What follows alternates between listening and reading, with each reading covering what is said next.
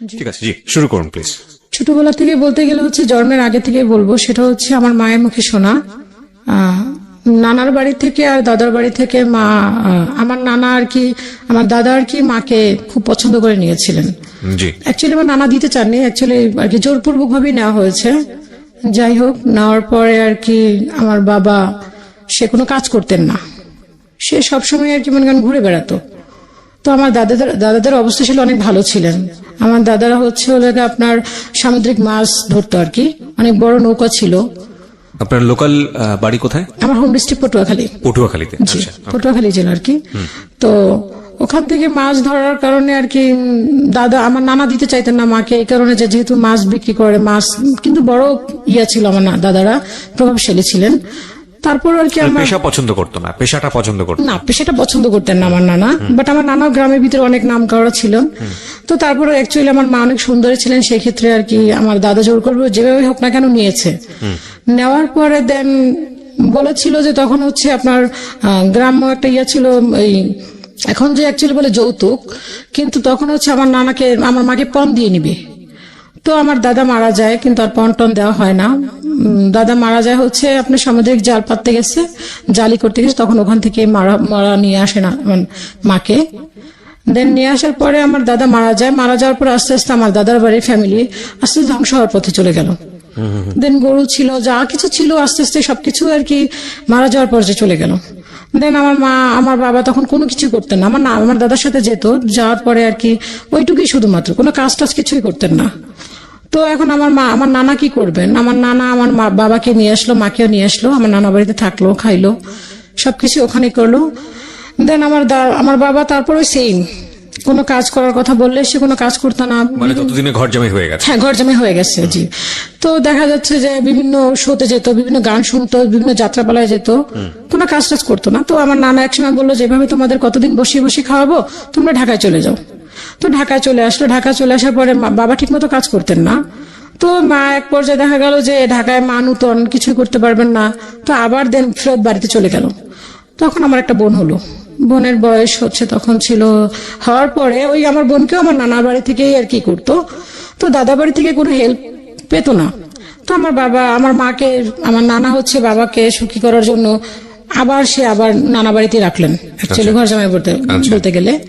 তো রাখার পরে দেখা যাচ্ছে যে আব্বুর কোনো ইমপ্রুভ হচ্ছে না। সে শুধু ওই বিভিন্ন ইয়েতে যেত আর কি, বিভিন্ন যাত্রাপালা যেত, বিভিন্ন নির্বাচন করলে ওখানে যেত আর কি, বিভিন্ন রাজনৈতিক কাজই করতো। তো অ্যাকচুয়ালি আমার নানা বললো যে না, তোমাদের এভাবে কোনোদিন আমার পক্ষে সম্ভব না, তোমরা আলাদা কিছু একটা করো, না হলে আমার বাড়ি থেকে চলে যাও। ওকে, তখনও আপনি হননি? না, তখন আমি তো অনেক পরে হয়েছি। আচ্ছা, ঠিক আছে। তারপরে এরকম করতে করতে আমার একটা আপু হলো। আপু হওয়ার পরে আমার আব্বু নাকি মোটামুটি চেঞ্জ হলো, তখন মোটামুটি কাজ করতে লাগলেন।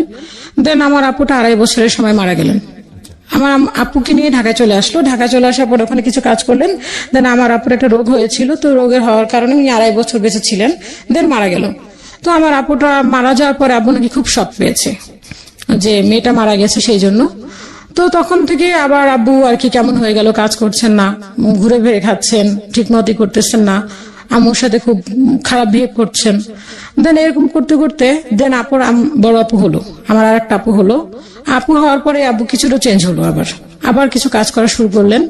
তো আব্বু কাজ করতে করতে এক সময় দেখা গেল কি, আমার আব্বুর তখন একটা চাহিদা হলো যে ছেলের দরকার তার।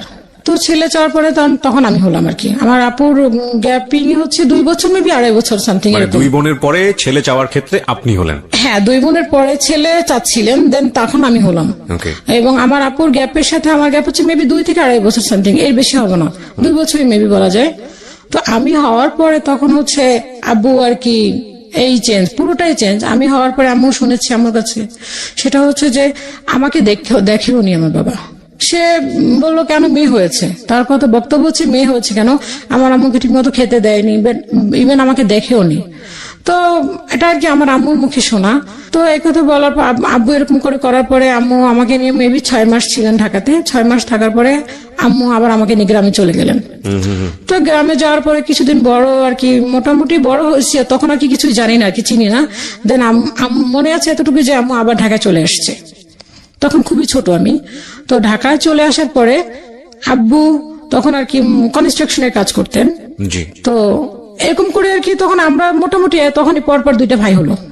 ও 3 বোনের পরে পরপর 2 ভাই। 2 ভাই, হ্যাঁ।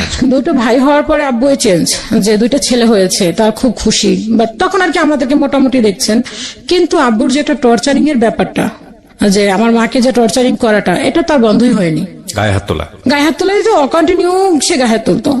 তো যখন গ্রাম থেকে এসে আম্মু অনেক ঋণ হয়ে আসছে ঢাকাতে, যে আম্মু আর এখন পারছে না, যে আমরা 4টা ভাই বোন, গ্রামের থেকে খাওয়া পড়া, আব্বু ঠিক মতো খরচ দিত না। নানা বাড়ি, তখন নানা অলরেডি মারা গেছে, মারা যায়নি সরি, নানা তখন অসুস্থ, নানা হেল্প করতে পারছেন না। তো কি করবে, ঢাকায় চলে আসলাম। ঢাকায় চলে আসার পরে তখন আমি খুবই ছোট, ভাই বোন আমার ছোট ভাইটা, সব থেকে যে ছোট ভাইটা, সে তখন মেবি 6 মাস কি 8 মাস এরকম হবে, আমি সামথিং মনে নেই, কিন্তু এতটুকু মনে আছে যে আমরা 4টা ভাই বোন খুব ছোট ছোট আর কি, গ্যাপ ছিল না বেশি একটা, ওই 2 বছর 2.5 বছর এরকম গ্যাপ ছিল। তো আব্বু একটা অসুস্থ হলেন, টিবি রোগ হলেন। টিবি রোগ হওয়ার পরে আম্মু আর কি এমন ভাবে মানুষের কাছে আর কি কাজ করতো, আম্মু পিছনে অনেক কষ্ট করছে, অনেক, আমাদের জন্য প্রচুর পরিমাণ কষ্ট করতেন। তো সেগুলি আমি জানতাম না আর কি, আম্মু বলেছেন যে তোমাদেরকে নিয়ে অনেক কষ্ট করেছি আমি।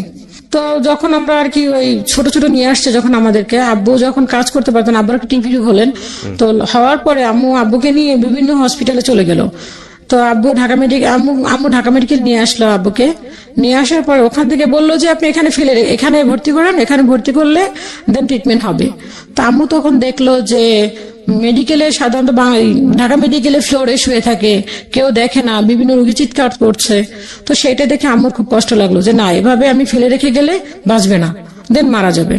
তো এরকম করে আম্মু তখন আব্বুকে নিয়ে আসলো, ঢাকা বাসায় নিয়ে আসলো। নিয়ে আসার পর এখন আম্মু চিন্তা করছে কি করবে।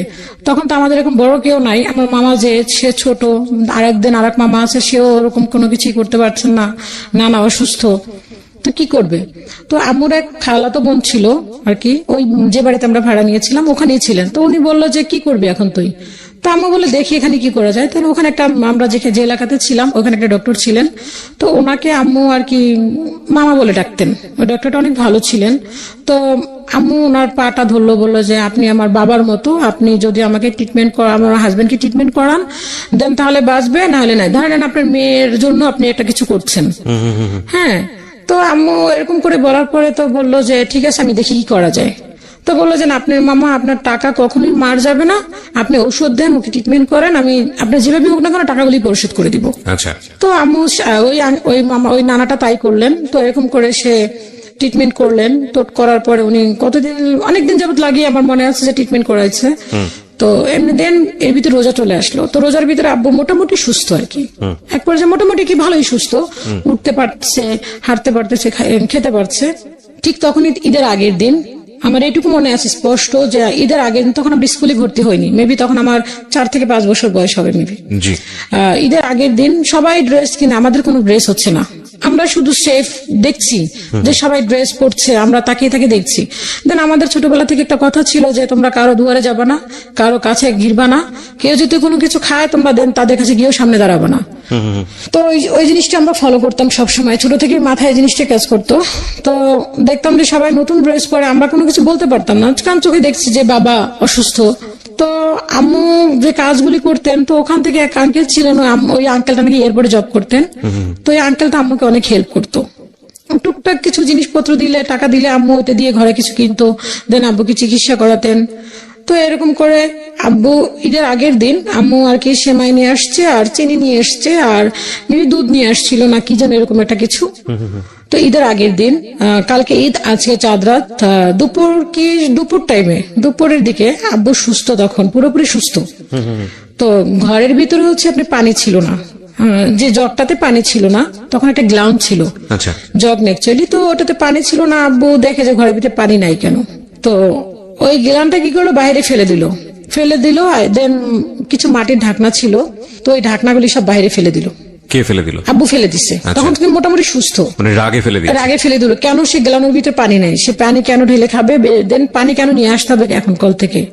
ফেলে দেওয়ার পর আম্মু এতটাই ভীতুই বলবো আম্মুকে, আম্মু কখনোই আব্বুর চোখের দিকে তাকে কথা বলেনি, এবং এখনো আম্মু ওরকম ভাবে কোনো আব্বুর প্রতি কোনো রিয়েট দেখায় না। তো আম্মু চুপচাপ, যে আব্বু রাগ করছে যেহেতু, সেক্ষেত্রে আম্মু খুবই চুপ, যে আমাদেরকে বলছে তোরা চুপ থাক, কোনো কিছু বলিস না। এখন কিন্তু প্রচন্ড রাগ, তোর আব্বুর। তো আম্মাও চুপ করে আসছে, আমরাও চুপ করে আসছি। আব্বা গ্লানটা ভেঙে বাইরে ফেলে দিল। আম্মা তখন একটা কথাই বলছে, তুমি সুস্থ হইতে পারলা না, এর ভিতরে তুমি এগুলি ফিক মেরে ফেলাই দিলা, জাস্ট এতটুকু বলছে, এটুকুই বলছে মেবি, আর বাকিটা আমার মনে নাই। তো আব্বু কি করলো, আম্মুকে যাইয়া সাথে সাথে মার, একদম সাথে সাথে মার দিল। এমন মারলো যে মনে হয় নাক মুখ দিয়ে সমানে আর কি, একটা উঠোন ছিল, উঠোনের মধ্যে পড়ে নাক মুখ দিয়ে রক্ত বের হয়ে গেল। রক্ত বের হওয়ার পর আম্মুর যে খালাতো বোনটা ছিল, তো উনি আসছে, বাইরের লোকজন যারা ছিলেন তারা ধরলো। ধরার পরে দেখা গেল যে তারা ধরে রাখতে পারতেছে না। আব্বুর পায়ে একটা শুয়ের মতো একটা জুতা ছিল, তো ওইটা দিয়ে আম্মুকে ইচ্ছা মতো মুখের ভিতরে লাথি দেওয়ার পর নাক দিয়ে সমানে রক্ত বের হলো। আম্মু ওখানে অজ্ঞান, সাথে সাথে অজ্ঞান হওয়ার পরে দেখা গেল কি যে ওই খালাটা আসছে। আসার পরে আমার আম্মু আর কি, খালা খুব রাগ করে বলল যে রেখে দে, ধরবি না ওকে কেউ, ও মারা যাক। কারণ ওকে দেখতেছি, আম্মুর আবার চাচাতো বোন ছিল, একদিকে চাচাতো বোন, একদিকে ফুফাতো বোন। তো বললো কি তোরা কেউ ধরবি না ওকে, ছোটবেলা থেকে দেখতেছি কষ্ট করতে করতে সহ্য করতে করতে এই পর্যন্ত আসছে। ওর বাবার বাড়িতে কোনো কষ্ট করে নাই, দেন এখানে যে পরিমাণ কষ্ট করছে, আর এখন এই 4টা বাচ্চা নিয়ে ও এত কিছু করলো, ওকে সুস্থ করলো, ও কালকে একটা ঈদ আর আজকেও এই কাজটা করলো, ওরা কেউ ধরবি না, ও মারা যাক, মারা যাওয়ার পরে তো খুশি হবে। এই কথা খালা বলার পর খালা রাগ করে ধরলো না ধরাতে বাড়িতে একটা মামা, নানা বলে রাখতাম, আম্মু মামা বলে রাখতো, তো উনি ধরলো, ওই নানুটাও ধরলো, ধরে আম্মুকে নিয়ে কি প্রাথমিকভাবে আপনার ফার্মেসিতে নিয়ে গেল, নিয়ে যে ট্রিটমেন্ট করালো, আম্মুর মুখ টুক ফুলে গেল। তো এরকম করে চলার পরে আব্বু আমাদেরকে ভর্তি করাবে না, পড়াশোনা করাবে না, কে খরচ বহন করবে সেই। তো আম্মু একজনকে ধরে আমাদেরকে স্কুলে ভর্তি করালেন। তখন ছোট ভাই, আমি আর বড় আপুকে আর আমার ছোট ভাইটাকে ভর্তি করালেন। তো আমরা ক্লাসে এখানে আর কি, আম্মু বাসায় বসে আমাদেরকে নাম টাম শিখাতো, সবকিছু আর কি যতটুকু পসিবল ছিল ওটুকু আমাদের বাসায় বসে শিখাতেন। ভর্তি করার পরে ওখান থেকে আমরা মেবি ক্লাস আমি 2তে পড়ি। ওখানে আব্বু তখন আর কি, আম্মু ওই যে কাজগুলি করতেন ওই কাজগুলি আর করতে পারলেন না। দেখা গেল ওখানে প্রফিট কম, টাকা কম, দেখা যায় সংসার চলতে কষ্ট হয়। দেন আম্মু আবার গার্মেন্টসে ঢুকলেন, গার্মেন্টস করা শুরু করলেন। তো আম্মু গার্মেন্টসে যেত, বড় আপু আমাদেরকে দেখাশোনা করতো, তো আপু স্কুলে যেত, আমাদেরকে স্কুলে নিয়ে যেত। এরকম করতে করতে আম্মু দেখা গার্মেন্টস থেকে চলে আসলো। গার্মেন্টস আর করতে পারলো না, ওখানে টাকার পরিমাণটা কম। তো আব্বু একসময় বললো কি যে তোমরা বাড়ি চলে যাও। তো আম্মু বললো যে বাড়ি গিয়ে কি খাবো। বাবা কি করতেন তখন? বাবা কনস্ট্রাকশনই কাজ করতেন। আচ্ছা, দুজন মিলে সংসার সামলাতে পারছিল না? সংসার সামলাতে পারছেন না, কারণ আমরা 4টা ভাই বোন, দেন তাদের পড়াশোনা খরচ, দেন খাওয়া দাওয়া, সবকিছু মিলে আর কি পসিবল হচ্ছিল না। তো আব্বু বললো কি যে তোমরা গ্রামে চলে যাও। আম্মু বললো যে গ্রামে গিয়ে আমরা কি খাবো, গ্রামে গিয়ে খাওয়ার মতো তো কোনো কিছু নাই, যে আমাদের ওরকমের সম্পত্তি যা ছিল সব আমার চাচারা ভাগ ভাগ করে নিয়ে নিচ্ছে, তো ওখানে তো আমাদের কিছুই নাই, তা বাড়িটা ছাড়া তো কিছুই নাই, তো আমার খেতে হলে তো আমার তো ওরকম ইনকামের প্রয়োজন, আর আমি গ্রামে গিয়ে কি কাজ করব। তো আম্মু ঢাকায় রয়ে গেল। থাকার পর আমি ক্লাস 3তে যখন উঠছি, 3তে ওঠার পরে আমার ছোট ভাইটা তখন ক্লাস 1-এ পড়ে, আপু 4-এ উঠছে। তো তখন আমার নানু একটা চিঠি দিলে বললো কি যে তোমরা গ্রামে চলে আসো, তোমাদের বাড়ি দখলে নিয়ে নিচ্ছে। আমার পাশের বাড়ি এক মামা আছেন, ওনারা আবার ওনাদের বাড়ির পাশে বললো যে ওরা দখলে নিয়ে নিবে। তো কি করলো আম্মু, তখন বাড়ি বাঁচাতে গেলে তো অবশ্যই বাধ্যতামূলক যেতেই হবে। তখন আব্বু ঠিক করলো যে, তখন আমি ক্লাস হয়তো ফার্স্ট টার্ম পরীক্ষা দিয়েছি, দেওয়ার পরে আব্বু আমাদের সবাইকে নিয়ে গ্রামে চলে গেল। তখন আমি ফার্স্ট টার্ম পরীক্ষা দিয়ে গ্রামে চলে গেলাম। তখন আমাদের একবারই প্রপারলি নিয়ে গেল, আর ঢাকায় রাখলো না। মানে বাড়িতে আপনাদেরকে মানে প্লেস করলো আর কি, ঢাকা থেকে সবাইকে বাড়িতে প্লেস করলো। তো বাড়িতে নিয়ে যাওয়ার পরে তো ওখানে আমাদের ঘর ছিল না, তো ঘর তোলার পরে আব্বু আমাদেরকে আবার তখন স্কুলে ভর্তি করলো, গ্রাম স্কুলে। বড় আপুকে, আমাকে আর আমার ছোট ভাইটাকে স্কুলে ভর্তি করলেন। আর যেদিন আর একটা ছোট ভাই ছিল, ও তখন খুবই ছোট, ওকে তখন ভর্তি করার মতো সময়টা হয়নি। তো ভর্তি করার পর আমি ক্লাস, আম্মু তখন বাড়িতে ছিল, আব্বু তখন ঢাকাতে থাকতো। তো আব্বু এরকম ভাবে বলছে যে তোমরা যদি গ্রামে থাকো, আমি যদি ঢাকা থেকে টাকাটা পাঠাই, তাহলে তো তোমাদের এখানে খরচটা কম হবে, গ্রামের জিনিসপত্র দাম কম, দেন ভাড়াটা লাগছে না, সবজি লাগিয়েও খাওয়া যাবে। তো আম্মু বলে ঠিক আছে, তাও তো হয়। তো আম্মু আমরা রইলাম, গ্রামে থাকলাম। গ্রামে থাকার পর আমি ক্লাস 4-এ। প্রিয় শ্রোতা, আপনারা ফিরে যাচ্ছি আমাদের অতিথির গল্পে। আব্বু টাকা পাঠাচ্ছে না আর কি, টাকা পাঠাচ্ছে বললেই বলে আমার কাজ নেই, আজকে আমার এখন বৃষ্টি, এই সেই বিভিন্ন ধরনের অজুহাত দেখাচ্ছে। তো আম্মুকে বললো কি যে তুমি দেখো কারোর কাছ থেকে ধার দেনা করে পারো কিনা। তো আম্মু ধার দেনা করতে করতে এমন একটা পর্যায়ে চলে আসলো, দেখা যায় কাউকে বলতো যে 1 কেজি চাল, হাফ কেজি চাল, এরকম করে। তো আমার এটুকু মনে আছে যে দুপুরে যে কখনো পেট পুরে খাওয়াটা, ওইটা কখনো মনে হয় আমি দেখিনি যে আব্বু যখন গ্রামে আমাদেরকে দিয়েছে। তো আব্বু কি করলো, ওরকম করে করতে করতে আম্মু এখন এমন পরিমাণ দেনা হলো, তখন সুদে টাকা নেওয়া শুরু করলো আম্মু। যে সুদ করে টাকা নিয়ে সংসার চালাচ্ছে আম্মু। আব্বু বলছে টাকা দিবে, আম্মু চিঠি দিচ্ছে, আব্বু বলছে যে হ্যাঁ এই যে দিব এই যে দিব, এরকম করতে করতে আব্বু আর টাকা দিচ্ছে না। ইতির ভিতরে শুনে আব্বু এখানে কারোর সাথে রিলেশন, আম্মু গ্রাম থেকে শুনছে যে কারোর সাথে আব্বু রিলেশন, আব্বু তাকে বিয়ে করবেন। তো আম্মু বললো যে 4টা ছেলে মেয়ে রেখে সে আবার বিয়ে করবে, তাই আমি এদেরকে নিয়ে কি করবো। তো এরকম করতে করতে আম্মু আর কি এমন একটা পর্যায়ে চলে গেল যে গ্রামে এখন কেউ আমাদেরকে ধার দেনাও দিচ্ছে না। যদি কারো বাড়িতে, কিন্তু আমরা যে ধার দেনা করে খাচ্ছি, বাট এটা কিন্তু কেউ জানছে না যে আমরা দুপুরে খেতে পারছি না। দেখা গেল আমরা রাতে রান্না বা সকালে রান্না করছে বা রাতে রান্না করছে, ওই বাসি ভাতটুকু থাকতো, ওইটু পানি দিয়ে আমরা খেয়ে ফেলতাম 4টা ভাই বোনে। এদের আমাদের পড়াশোনাটা আম্মু বন্ধ করেনি, আম্মু ওভাবে আমাদেরকে পড়াশোনা চালিয়ে নিচ্ছে। তখন হচ্ছে আমার মামা ক্লাস সম্ভবত মেট্রিক পরীক্ষা দিয়েছে, এরকম কিছু একটা। তো এরকম করতে করতে আম্মু ঢাকায় যখন না, তখন আম্মু বললো যে না আমার পক্ষে আর সম্ভব না, আমি ঢাকায় যাব। দেন এর ভিতরে আমরা যদি কারো বাড়িতে যেতাম, সবাই যদি জিজ্ঞেস করে তোরা কি দুপুরে খাইছিস, তো আমরা বলতাম না আমাদের সকালে যে ভাতটুকু ছিল ওইটুকু আমরা খাইছি। কারণ মানুষের দুপুরে পেট ভরে খায়, দেন রাতে আর সকালে কম খেলেও চলে, দুপুরে তো মানুষ পেট ভরে খায়, আর তোরা রাতে খাস আর দিনে না খায় থাকোস। তো এরকম করে বললো, বলার পর আমরা ওগুলি কোনো কিছু করতাম না। আর আম্মুর কথা ছিল যে তোমরা কারো দুয়ারে গিয়ে থাকবা না, কারো খাবার দেখলে সেখানে দাঁড়াবা না, যদি তোমাদেরকে কেউ কিছু দেয় কখনো নিবাও না।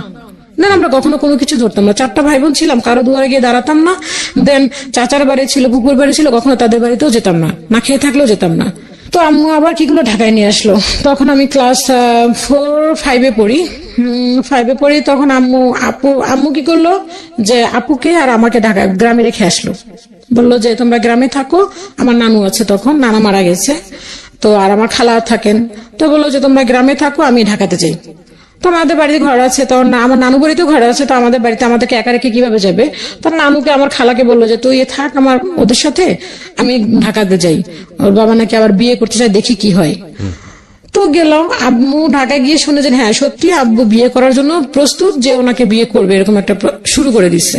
তো আম্মু যেভাবে হোক না কেন ওনাকে ওইটা নিয়ে কি করলো আর কি, বন্ধ করলো বিয়েটা, যাতে বিয়েটা না করতে পারে। তা আম্মু বললো যে তুমি যে ঢাকাতে এসে বিয়ে করার জন্য এরকমই করছো, এখানে 4টা ছেলে মিলে আমি কি করে খাই। তো আম্মু বললো যে ঠিক আছে। আব্বু তখন আর কি বিভিন্ন রকমের অজুহাত দেখাচ্ছে, কিন্তু আম্মুকে যে টর্চার করার কখনোই থামে নাই। গ্রামে থাকতেও দেখতাম আব্বু মারতো, ঢাকাতে আসতো তো সেম। তো আম্মু ঢাকাতে একবারে চলে আসলো, দুই ভাইকে নিয়ে আমাদেরকে গ্রামে রেখে আসলো। আপু তখন ক্লাস 5 উঠছে, আপু তখন ক্লাস 6, আমি তখন ক্লাস 5। তো আমাদের পরীক্ষা শেষ হলো, দেন আপু ভর্তি হলো, আমিও ভর্তি হলাম, ক্লাস 6 ভর্তি হলাম। ভর্তি হওয়ার পরে আম্মু আমাদেরকে ওখান থেকে ঢাকা থেকে 500 করে টাকা পাঠাতো আমাদেরকে খাওয়ার জন্য, কিন্তু ওটুক দিয়ে আমাদের হতো না। 500 টাকা 2টা বোন পড়াশোনা করে দেন। এর ভিতরে আমার মামা আবার কিছু টাকা পাঠাতেন। তখন আমার মামা ইন্টারমিডিয়েট কমপ্লিট করেছে, সে দেন ভার্সিটিতে পড়ে।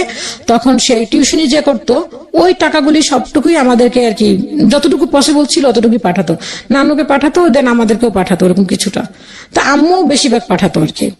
তো তখন আম্মু যে টাকাটা পাঠাতো ওটা গোপনে করে পাঠাতো, যে না আব্বু যাতে না জানতে পারে যে টাকাটা আমাদেরকে দিচ্ছেন। আম্মু যা ইনকাম করতো সবই বাবাকে দিতে হতো, কোনো এতে কোনো ইয়ে নাই যে তাকে না দিলে আর বরঞ্চ বেশি এটা নিয়ে আর কি গ্যাঞ্জাম সৃষ্টি করতো। তো এরকম করতে করতে করতে লাস্ট মোমেন্টে দেখা গেল যে আব্বু বিয়ে আর করতে পারলো না। আব্বু কি করলো, দেখা গেল যে ওইটা নিয়ে আম্মুকে নিয়ে বিভিন্ন রকমের টর্চার শুরু করলো, যে সে বিয়ে করবে, সে এরকম বিভিন্ন রকম দেখালো। তো আম্মু যেভাবে আপনাকে এক পর্যায়ে বিয়েটা থামানোর পরে আম্মু এখন ঢাকাতে কি করবে, কিছু করার তো নাই। তো একটা নানু ছিলেন আর কি, তো নানুটা মারা গেছে, নানুটা অনেক ভালো ছিলেন, আম্মুকে নিজের মেয়ের মতো দেখতেন। তো ওই নানুটা ওই মামাকে বলতো, ওনার ফ্যামিলিটা অনেক হাই লেভেল, বর্তমানে ওনারা আমেরিকাতে আছেন। তো ওই নানুটা ওই মামাকে বললেন যে তুই ওকে কষ্ট দিস না, ওকে তুই হেল্প করিস। তো ওই মামাটা আর কি, ওই মামাদের বাসা আম্মু হেল্পিং এরই করতো, করার পরে দেন ওই মামাটা আর কি আম্মুকে যথেষ্ট পরিমাণ হেল্প করতো। তো ওই মামিটা ছিল একটা ইংলিশ মিডিয়ামের প্রিন্সিপাল। তো আম্মুকে বললো কি যে তুমি একটা কাজ করো, তুমি এখানে তোমার সার্টিফিকেট গুলি দিয়ে তুমি এখানে ঢুকতে পারো। তা আম্মু বললো যে হ্যাঁ তাও তো হয়, কিন্তু আব্বু তা দিল না। তো আম্মু এরকম করে টুকটাক কাজ করতে লাগলো, কিন্তু ওগুলি দিয়ে আমাদের আর হচ্ছে না, আমাদের পড়াশোনাও হচ্ছে না, দেন আমাদের খাওয়া খরচও হচ্ছে না, কিছুই হচ্ছে না। দেখা যায় সারাক্ষণই আব্বু ওই মারধরই চালাচ্ছে, কোনো একটা ক্লু প্লেই শুরু করে দিচ্ছে। তো এরকম করে যখন 6 হলো, তখন আম্মু বললো কি আমার পক্ষে আর সম্ভব না, আমি আর টাকা পয়সা দিতে পারবো না তোমাদেরকে, তোমরা ঢাকায় চলে আসো। আপু তখন ক্লাস 7, আমি দেন ক্লাস 6 কমপ্লিট করছি, আমি 7 উঠছি। তখন আম্মু বলে ঢাকা চলে আসো। তো ঢাকায় চলে আসলাম। ঢাকায় চলে আসার পরে তো বাসায় এসে দেখি আব্বু ওই আম্মুকে কিছু না কিছু দিয়ে আর কি শুরুই করে সারাক্ষণ। তা আম্মু যথেষ্ট পরিমাণ পারে যে চুপ থাকার জন্য। তো দেখা গেল যে এরকম একটা পর্যায়ে গেল, ঘরের ভিতরে যে টিভি দেখবো আমরা, আব্বু টিভি দেখছে, দেখার পর ফ্ল্যাগটা খুলে রাখছে এবং দেন সে কিভাবে খুলে রাখছে ওইটাও আব্বু ফলো করতো, যে সে যেভাবে রেখে গেছে ওইটা ওইভাবে আছে কিনা। আমরা এরকমটাও তা ধরতে পারতাম না, এরকম একটা ব্যাপার। দেখা যায় আমরা ঘুমিয়ে আছি, ভোর 5টা বাজে ফ্যান অফ করে দিচ্ছে। ভোর 5টা পরে ফ্যান ছাড়া যাবে না, যতই গরম থাকুক না কেন ফ্যান ছাড়া যাবে না। তো এরকম করে এক পর্যায়ে আমাদেরকে ঢাকায় নিয়ে আসলো, পড়াশোনা করার বন্ধ করে দিল। তখন আমাকে বললো যে পড়াশোনা করানো যাবে না, পড়াশোনা করতে পারবা না, কি করবা, কিছু একটা করো। কোন ক্লাসে থাকতে এটা? তখন ক্লাস 7-এ আমি। ক্লাস 7। হ্যাঁ, তখন বললো যে তোমার পড়াশোনা করা চলবে না। তখন আপু বললো যে না, আমি পড়াশোনা করব। তো আমি ছোটবেলা থেকে একটু বান্ডলের ছিলাম, মানে কি আমি বিভিন্ন গাছে উঠতাম, বিভিন্ন দুষ্টমি করতাম, পড়াশোনার প্রতি ওরকম একটা আগ্রহ তেমন একটা আমার ছিল না। তো যখন আব্বু পড়াশোনা বন্ধ করে দেওয়ার কথা বলো, তখন আমার মনে একটা ইয়ে হলো যে না, আপু গ্রামে চলে যায় পড়াশোনা করার জন্য, আমিও পড়াশোনা করবো। তখন আম্মু বললো যে তোমাদেরকে আমি পড়াশোনা করাতে পারবো না বাবা, কারণ আমার পক্ষে সম্ভব না, আমি তোমার 2 ভাইকে পড়াশোনা করাবো না তোমাদের পড়াশোনা করাবো। তা আমাদেরকে পড়াশোনা অ্যাকচুয়ালি বন্ধ করে দিল। তখন আপু বললো যে না, আমি পড়াশোনা করব, আমি পড়াশোনাটা বন্ধ করব না। তো আপু পড়াশোনার জন্য আবার সে নানা বাড়িতে চলে গেল। নানা বাড়িতে চলে যাওয়ার পরে মামা যা দিচ্ছেন, মা টুকটাক পাঠাচ্ছেন, সেটা দিয়ে পড়াশোনা শুরু করলো। দেন আমার পড়াশোনা আর হলো না। আমাকে কি করলো বাবা, বললো কি যে তুমি একটা কাজ করো, তুমি গার্মেন্টসে যাও, তুমি গার্মেন্টস করো বিভিন্ন লোকের সাথে। তখন হয়তো আবার মেবি ধরেন ক্লাস 7 উঠছি, তখন আর বয়সটা কতটুকু বা হবে। তখন বলে গার্মেন্টসে যাও তুমি। ক্লাস 7-এ পড়া অবস্থায় গার্মেন্টসে যাওয়ার কথা বলে? হ্যাঁ, তখন বলছে গার্মেন্টস করো তুমি, গার্মেন্টসে কাজ করো তুমি, কারণ আমাকে টাকা দিতে হবে, দেন আমি তোমাদেরকে বসে বসে খাওয়াতে পারবো না। তো গার্মেন্টসে দেওয়ার কথা বললো। তো আমার মামা হচ্ছে সে বললো কি যে না, গার্মেন্টসে গেলে হচ্ছে দেখা যায় একটা, গার্মেন্টস যে খারাপ তা বলবো না, গার্মেন্টসে গেলে দেখা গেল একটা যে প্রপোজাল আসলো, মেয়ে কি করে, মেয়ে গার্মেন্টসে কাজ করে, তখন একটা ভালো যে আমি একটু ওদেরকে বিয়ে দিবেন আপনি, তাও তো পারবেন না। আমার মামা এই কথাটা বললো। আমি এত কথা বুঝি না, আমাকে টাকা দিতে হবে এটা আমি জানি, ইনকাম করে টাকা দিতে হবে, কি করবো সেটা তোমাদের ব্যাপার। তো এটা বলার পরে আমি বললাম যে না, আমি মামাকে বললাম যে না মামা, আমি গার্মেন্টসে করবো না। মামা বললো যে না, এখন মামা বললো যে কি করবে তাহলে। আর আমি বললাম যে মামা বললো, আমি বললাম মামা পড়াশোনা করতে চাই। তখন ওই যে মামাটা যে নানুটা আমার মাকে বলছেন, মামাকে বলছিল যে ওকে কষ্ট দিস না। তো ওই মামার কাছে গেল, ওই মামার কাছে যাওয়ার পর বললো যে ভাইয়া, ওদেরকে তো গার্মেন্টসে দিতে চাও বাবা, তো কি করা যায়। তো মিরপুরে একটা টেকনিক্যাল স্কুল আছে, ইসওয়েব স্কুল। তো ওখানে ক্লাস 8 পর্যন্ত পড়াশোনা করার পরে দিন ওদের ওখানে কাজ শেখানোর জন্য টেকনিক্যালি কিছু কাজ শেখায়। তো ওইখানে নিয়ে গেল আমাদেরকে। তো বললো যে তোমরা তো গ্রাম থেকে 8 পর্যন্ত বলতে গেলে তোমাদেরকে, তো তোমরা ওখানে তো কাজ শিখতে পারবা, ওখানে বিভিন্ন একটা হয়তো টিভি, কোনো ফ্রিজ, কোনো এসি, এই টাইপের কাজ শিখলে তোমরা দেন কিছু একটা করতে পারবা। তো ওখানে আমাদের নিয়ে গেলাম, নিয়ে যাওয়ার পর ওখানে বললো কি যে না, ওদের স্কুলে যদি 8 পর্যন্ত পড়া হয় দেন তাহলে এই কাজগুলি শিখতে পারবো। ওকে। তো উনি কি করলো, মামা যেহেতু ওরকম ছিলেন, ওনার ফ্রেন্ড ছিল, তো উনি কি করলো গার্মেন্টস লেভেলে আমাদেরকে কাজ শিখালেন 6 মাস যাবত। তো আমার তো মাথায় ছিল যে আমি গার্মেন্টস কাজ করবো না, বড় আপুও করবে না। তো বড় আপু চলে গেল, আমিও গার্মেন্টসে কাজ ওখানে শিখলাম। শেখার পর ওখানে যে একটা আইডি কার্ড ছিলাম ছিঁড়ে ফেললাম, ওদের একটা সার্টিফিকেট দিল ছিঁড়ে ফেললাম। কিন্তু আমি তো গার্মেন্টসে কাজ করবো না, তাহলে কেন আমি সার্টিফিকেট আর কেন বা আমার আইডি কার্ড। তো সবাই বলে তুই সার্টিফিকেট রাখতি, যদি কোনো সময় করতাম, কেন আমি করবো না। তো আমি ছিঁড়ে ফেললাম, কোনো ডকুমেন্টসই আমার কাছে রাখলাম না। তা আব্বু বকা দিল, তোমাদেরকে আর আমার পক্ষে সম্ভব না যে বসে বসে খাবো, এখন কি করবো, ঘর থেকে বের হয়ে যাও। বাবা বললো এটা বাবাই বললো। তো মাকে কি করলো, মাকে সে দেখলো যে দেখা গেল যে ঘর থেকে বের করে দিচ্ছে, মা ঘর থেকে বের হচ্ছে, ঘর ছেড়ে দিচ্ছে, ফার্নিচার বাইরে বের করে দিচ্ছে, এরকম করে সে করতে লাগলো। দেন আমাকে কি করলো, বললো যে তুমি কি করবে এখন। তা আমি বললাম কি করবো, আমি তো পড়তে চাই। পড়াশোনা তো কখনোই সম্ভব না, তুমি টাকা আনো, কিভাবে টাকা আনবে সেটা তুমি জানো, কাজ করতে হবে। বাকি ভাই বোনদের কি একই কথা বলছিল নাকি শুধু আপনাকে? না, আমাকে। আপু তো গ্রামে চলে গেছে। আচ্ছা, আপু তো গ্রামে চলে গেছে, ছোট 2 ভাই মাত্র পড়াশোনা পড়ে, ওরা মানে ক্লাস তখন পুঁথি মেবি পড়ে। এই কথা বলার পরে বাড়ির ভিতরে কিছু লোক ছিল, কারণ আমরা যেখানে ছিলাম ওখানে আসলে পরিবেশটা অতটা ভালো ছিল না। ওখানে ম্যাক্সিমাম কি সবই ছিল গার্মেন্টসে কাজ করতো, ছোট ছোট মেয়েরা দেখতাম গার্মেন্টসে কাজ করতো। আব্বু ওদেরকে দেখে বেশি আর উৎসাহিত হতো যে ওরা কাজ করতে পারতেছে, তুমি কেন করতে পারবে না। আব্বু দেন এরকম কিছু লোকের সাথে কথাও বলতো যে ওকে গার্মেন্টসে নিয়ে যাও। তা আমার মেন কথা হচ্ছে আমি গার্মেন্টসে কাজ করবো না, আমাকে পড়াশোনা করাও নয়তো আমি অন্য কোনো কিছু করবো। তখন দেখলাম কি করলাম, কিছু মহিলাদের সাথে আমি বাসায় যে কাজ করে মহিলারা ওদের কাছে গেলাম যে খালা আমি কাজ করবো। কই তুই তো ছোট মানুষ, তুই কিসের কাজ করবি? মানে বাসায় কাজের বুয়ার কাজ। হ্যাঁ, বাসায় কাজের বুয়ার কাজ। তো আমি বললাম যে খালা আমি করবো, কারণ আব্বা যেভাবে করতেছে এভাবে তো আসলে সম্ভব না। আব্বা তো বলতেছে টাকা দেওয়ার জন্য। সরি, দেন এর মধ্যে আমার সাথে তো করতে করতো আমার দুই ভাইকেও, আমার এক ফুপু ছিলেন, ওই ফুপু কি করলো আসলো যে ভাইয়া তুমি ওদেরকে বসে বসে খাওয়াচ্ছ, ওদেরকে তো এখানে আমাদের ওখানে তো যত ফ্যাক্টরি আছে ওখানে তুমি ওদেরকে লাগাই দিলে তো কিছু টাকা পাইতে পারো। তো মামার ইয়েতে আর কি আব্বু এই কাজটা করতে পারেনি, ভাইদেরকেও করাতে পারে নাই। তো আমাকে এরকম আমি বলার পরে, কাজের বুয়ার কথা বলার পরে তো বললো যে চল। তো গেলার পরে দেখা গেল আমি এতটাই শুকনো ছিলাম, এতটাই পিছিয়ে ছিলাম, আমাকে কেউ নিত না, বলতো যে না কাজের বুয়ার কাজ করানো যাবে না। দেখা গেল আমি আবার ফেরত চলে আসলাম। তো আমি বলতাম যে তাহলে আমি একটা কাজ করি, ছোট কাজ করি, আমি কিছু কাজ করে দেই, আমাকে কিছু টাকা দেখ, আমি আব্বুকে দেই। কিন্তু কোনো কিছুই না, ওরকম কিন্তু কোনো কাজ পাচ্ছিলাম না। তো একদিন আমি বাসায় আসছি, আসার পরে আব্বু বলে গেছে যে আজকে যেন আমি ঘরের ভিতরে না দেখি, কোনো কিছু আমি যেন দেখি তুমি ঘরের বাইরে। তো আয়সা দেখছি আমাকে ঘরেই আসছি আমি। তো ঘরে থাকার পরে দেখলাম কি যে আয়সা আমাকে বলে কি তুই এখনো বাসায়? তো আমি বললাম কি করবো তাহলে, আর কি করবো, মানে এতটুকু বলার সাহস আমাদের ছিল না আর কি।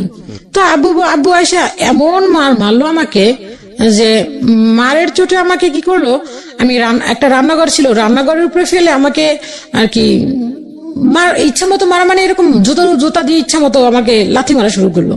তো বাড়ির ভিতরে কিছু লোক ছিল, ওই ভাড়াটিয়া গুলো ছিল, ভাড়াটিয়া থাকার পরে বললো ও তো মারা যাবে, তুমি যেভাবে মারতেছো ও তো মারা যাবে, এভাবে করে একটা মেয়েকে কেউ মারে?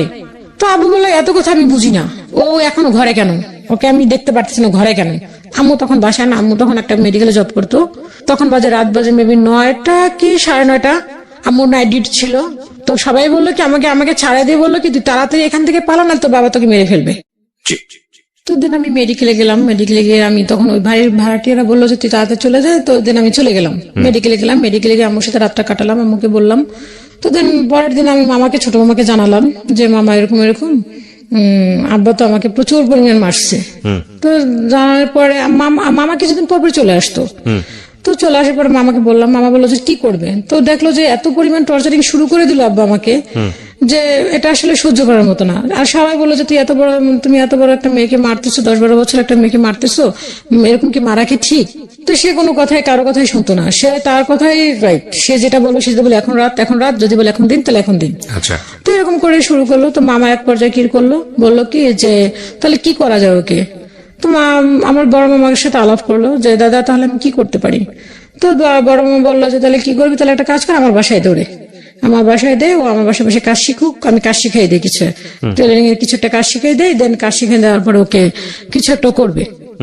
ও সরি, এর মাঝখানে হচ্ছে যখন আব্বা আমাকে এরকম ভাবে খুব টর্চার করা শুরু করলো, ওই যে মামাটা বা যে নানুটা আর কি আমার কথা বলতো, যে মামাটা এখন আমেরিকাতে আছে, ওই মামাটা আর কি ওই মামার শ্বশুরের বাসায় আমাকে আর কি তখন মা আর কি, আমি জানতাম না যে এটা আসলে আমাকে কাজে দিচ্ছেন, আমি জানতাম যে এমনি আমি আর কি নানুদের বাসায় যাচ্ছি।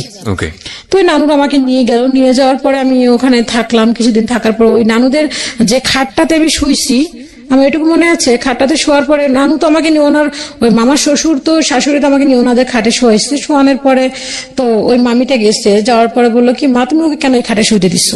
তো পরের দিন থেকে আমাকে রান্নাঘরে শুইতে দিত। তা আমি এতটা বুঝতাম না যে আমাকে কাজ দিয়েছে। তা আমি মনে করতাম যে আমি তো নানুদের বাসায় বেড়াতে এসেছি। তো আমাকে এটাই বলা হয়েছিল যে তোমাকে কাজে দেওয়া হয়, তুই বেড়াতে গেছিস। তো ওখানে আমি মনে হয় 2-3 মাস ছিলাম। তো আসার পথে না ওখানে ওনার নানুর মেয়ে ছিল আর একটা খালামণি কি করলো, আমাকে গাড়ির ভিতরে বসে আমাকে 200 টাকা মেবি 300 টাকা এরকম আমাকে হাতে দিচ্ছে। তো আমি বললাম খালামণি কিসের টাকা এটা? কয় এটি তোমাকে এমনি দিলাম। আমি কি না খালাম, আমি টাকা নিবো কেন, আমি তো আপনাদের বসে বেড়াতে আসছি, আপনার টাকা দিচ্ছেন কেন? কয় না এটি তোমাকে এমনি দিলাম। তো আমি অতটা মনে করিনি, এখন মনে করছি যে না তখন আমি কাজ করতে নিয়েছিল আমাকে। তো আমি গেলাম ওখান থেকে, তো আসলাম, আসার কিছুদিন পরে তখন আব্বা তো আবার এরকম টর্চার শুরু করলো। তখন বড় মামা বললো যে তাহলে আমার বাসায় দে, কিছু কাজ শিখাই দে, কাজ শিখে দেওয়ার পরে তো কিছু একটা করতে পারবে। আচ্ছা। তো বড় মামার বাসায় গেলাম, আম্মা তখন ওই রাত্রে আমাকে বড় মামা আসলো, আসার পরে বড় মামা তখন আমাকে কাজ শিখে দেন আর কি নিয়ে গেল ওনাদের বাসায়। নিয়ে যাওয়ার পরে তখন দেখলাম মামির মুভমেন্ট এরকম ছিল যে ওরা আসলে দেখে মামা তো বোন ছিল একটা, আর মামি ছিল না, দেখো ওদের আর বাচ্চা ছিল না। তো মামি যাওয়ার পরে দেখলাম কি আমাকে দেখে না মনে হচ্ছিল যে কেমন যেন একটা বিহেভ করা শুরু করলো। মামি বিহেভ এরকম যে তাদের ঘরে বিস্কিট ছিল, যাই সামথিং এরকম কোনো কিছু দেখা গেল যে রোজ দুধ করতো, সেগুলি সবকিছু বন্ধ করে দিল। মানে দুধের রোজগার, আমি যেটা দুধ মানে কি, যে রোজ দুধ করতো আর কি, রোজ দুধ মানে খাওয়ার জন্য প্রতিনিয়ত যে দুধটা নিত দুধটা খেত, সেটা বন্ধ করে দিল। হ্যাঁ, বিস্কিট টিস্কিট এগুলো ছিল, তো ওগুলি আর কেনাকাটা কিছু করতেছে না মামা। মামা কি তখন মামির কাছে সবকিছু ছিল। এই ছোট ছোট বিষয়গুলো, এগুলো খুব সেন্সিটিভ, কিন্তু এগুলো আসলে হ্যাঁ, হয়তো তখন তো বলার আমার- মতো কিছু না, কিন্তু অন্তরে কিন্তু অনেক বড় আঘাত হ্যাঁ, লাগে। তখন না আসলে কি, তখন না দেখা গেল কি, ওই তখন তো আমি ছোট মানুষ, আমি তো অতটা বড় না, আর আমি অতটা বুঝিও না। আমার তো মনে হচ্ছে যে মামি এগুলো কেন বন্ধ করে দিল, আমি তো ছোট। তো এরকম করে মামি বন্ধ করে দিল, দেওয়ার পর আমার কাছে মনে মনে খুব কষ্ট লাগলো, বাট কিছু বলতে পারছিলাম না, কারণ যেহেতু বাবা তো যেহেতু টর্চার করছে, সেক্ষেত্রে তো আমার কিছু করণীয় নাই। তো আমার কথা হচ্ছে আমার কাজ শিখতে হবে। তো ওখানে একটা আন্টির বাসায় কাজে লাগাই, কাজ শেখার জন্য দিলেন। তো ওখানে টাকাটা দিয়ে মামা, আমার ছোট মামা দিল টাকাটা, কাজ শেখার টাকাটা ছোট মামা দিল। দেন মামার বাসায় থাকা খাওয়া করলাম। তো ওখানে যাওয়ার পরে যে আন্টিটার কাছে কাজ শিখলাম, ও আন্টিটা খুবই ভালো ছিল, এবং তার শ্বশুরটা এত ভালো ছিল যে আমি যখন প্রাথমিকভাবে যাই ওনাদের বাসায় যাই কাজ শেখার জন্য, তো ফার্স্ট টাইম বললাম যে আমার খাতা আনি নেই, পেন্সিল রাবার কিছুই আনিনি। তো উনি মনে করলো কি যে আমি এত দূর যাবো, আবার আমার যে মামার বাসা আছে ওনার বাসার নিচে, সেটা আর কি চিন্তা করলো না। উনি মনে করলো হয়তো আমার বাসা ফার্ম গেট বা এরকম কোনো কিছু একটা ইয়েতে। এগুলি বলার পরে তো ও নানা বললো কি যে, ওনাকে নানা বলে ডাকতাম, বললাম যে না না না না, আমার বাসা তো নিচে, আমি মামির বাসা থেকে এসেছি। তো তখন আর কি আমি না মামার বাসা থেকে কাগজ কলম নিয়ে কাজটা শেখা শুরু করলাম। আর ওই আন্টিকে সব থেকে ছোট ছিলাম আমি, আচ্ছা সব থেকে ছোট কাজ শিখছিলাম, আর ওরা আমাকে যথেষ্ট পরিমাণে আদর করতো। আচ্ছা। তো এরকম একটা কাজ শিখতে শিখতে তখন আর কি একটা পর্যায়ে আসলো, মামি এরকম দেখা গেল যে সাবান নিয়ে হিসাব করতো, খাবার নিয়ে। তো মামা কিছুই বলতো না আর কি। মামা কি করলো, মামার কাছে এরকম টাকা পয়সা ছিল, প্রচুর পরিমাণ টাকা ছিল, দেখা গেল এরকম হতো যে 50,000 টাকার ভান্ডিলও মামির কাছে আইনে দিয়ে দিত।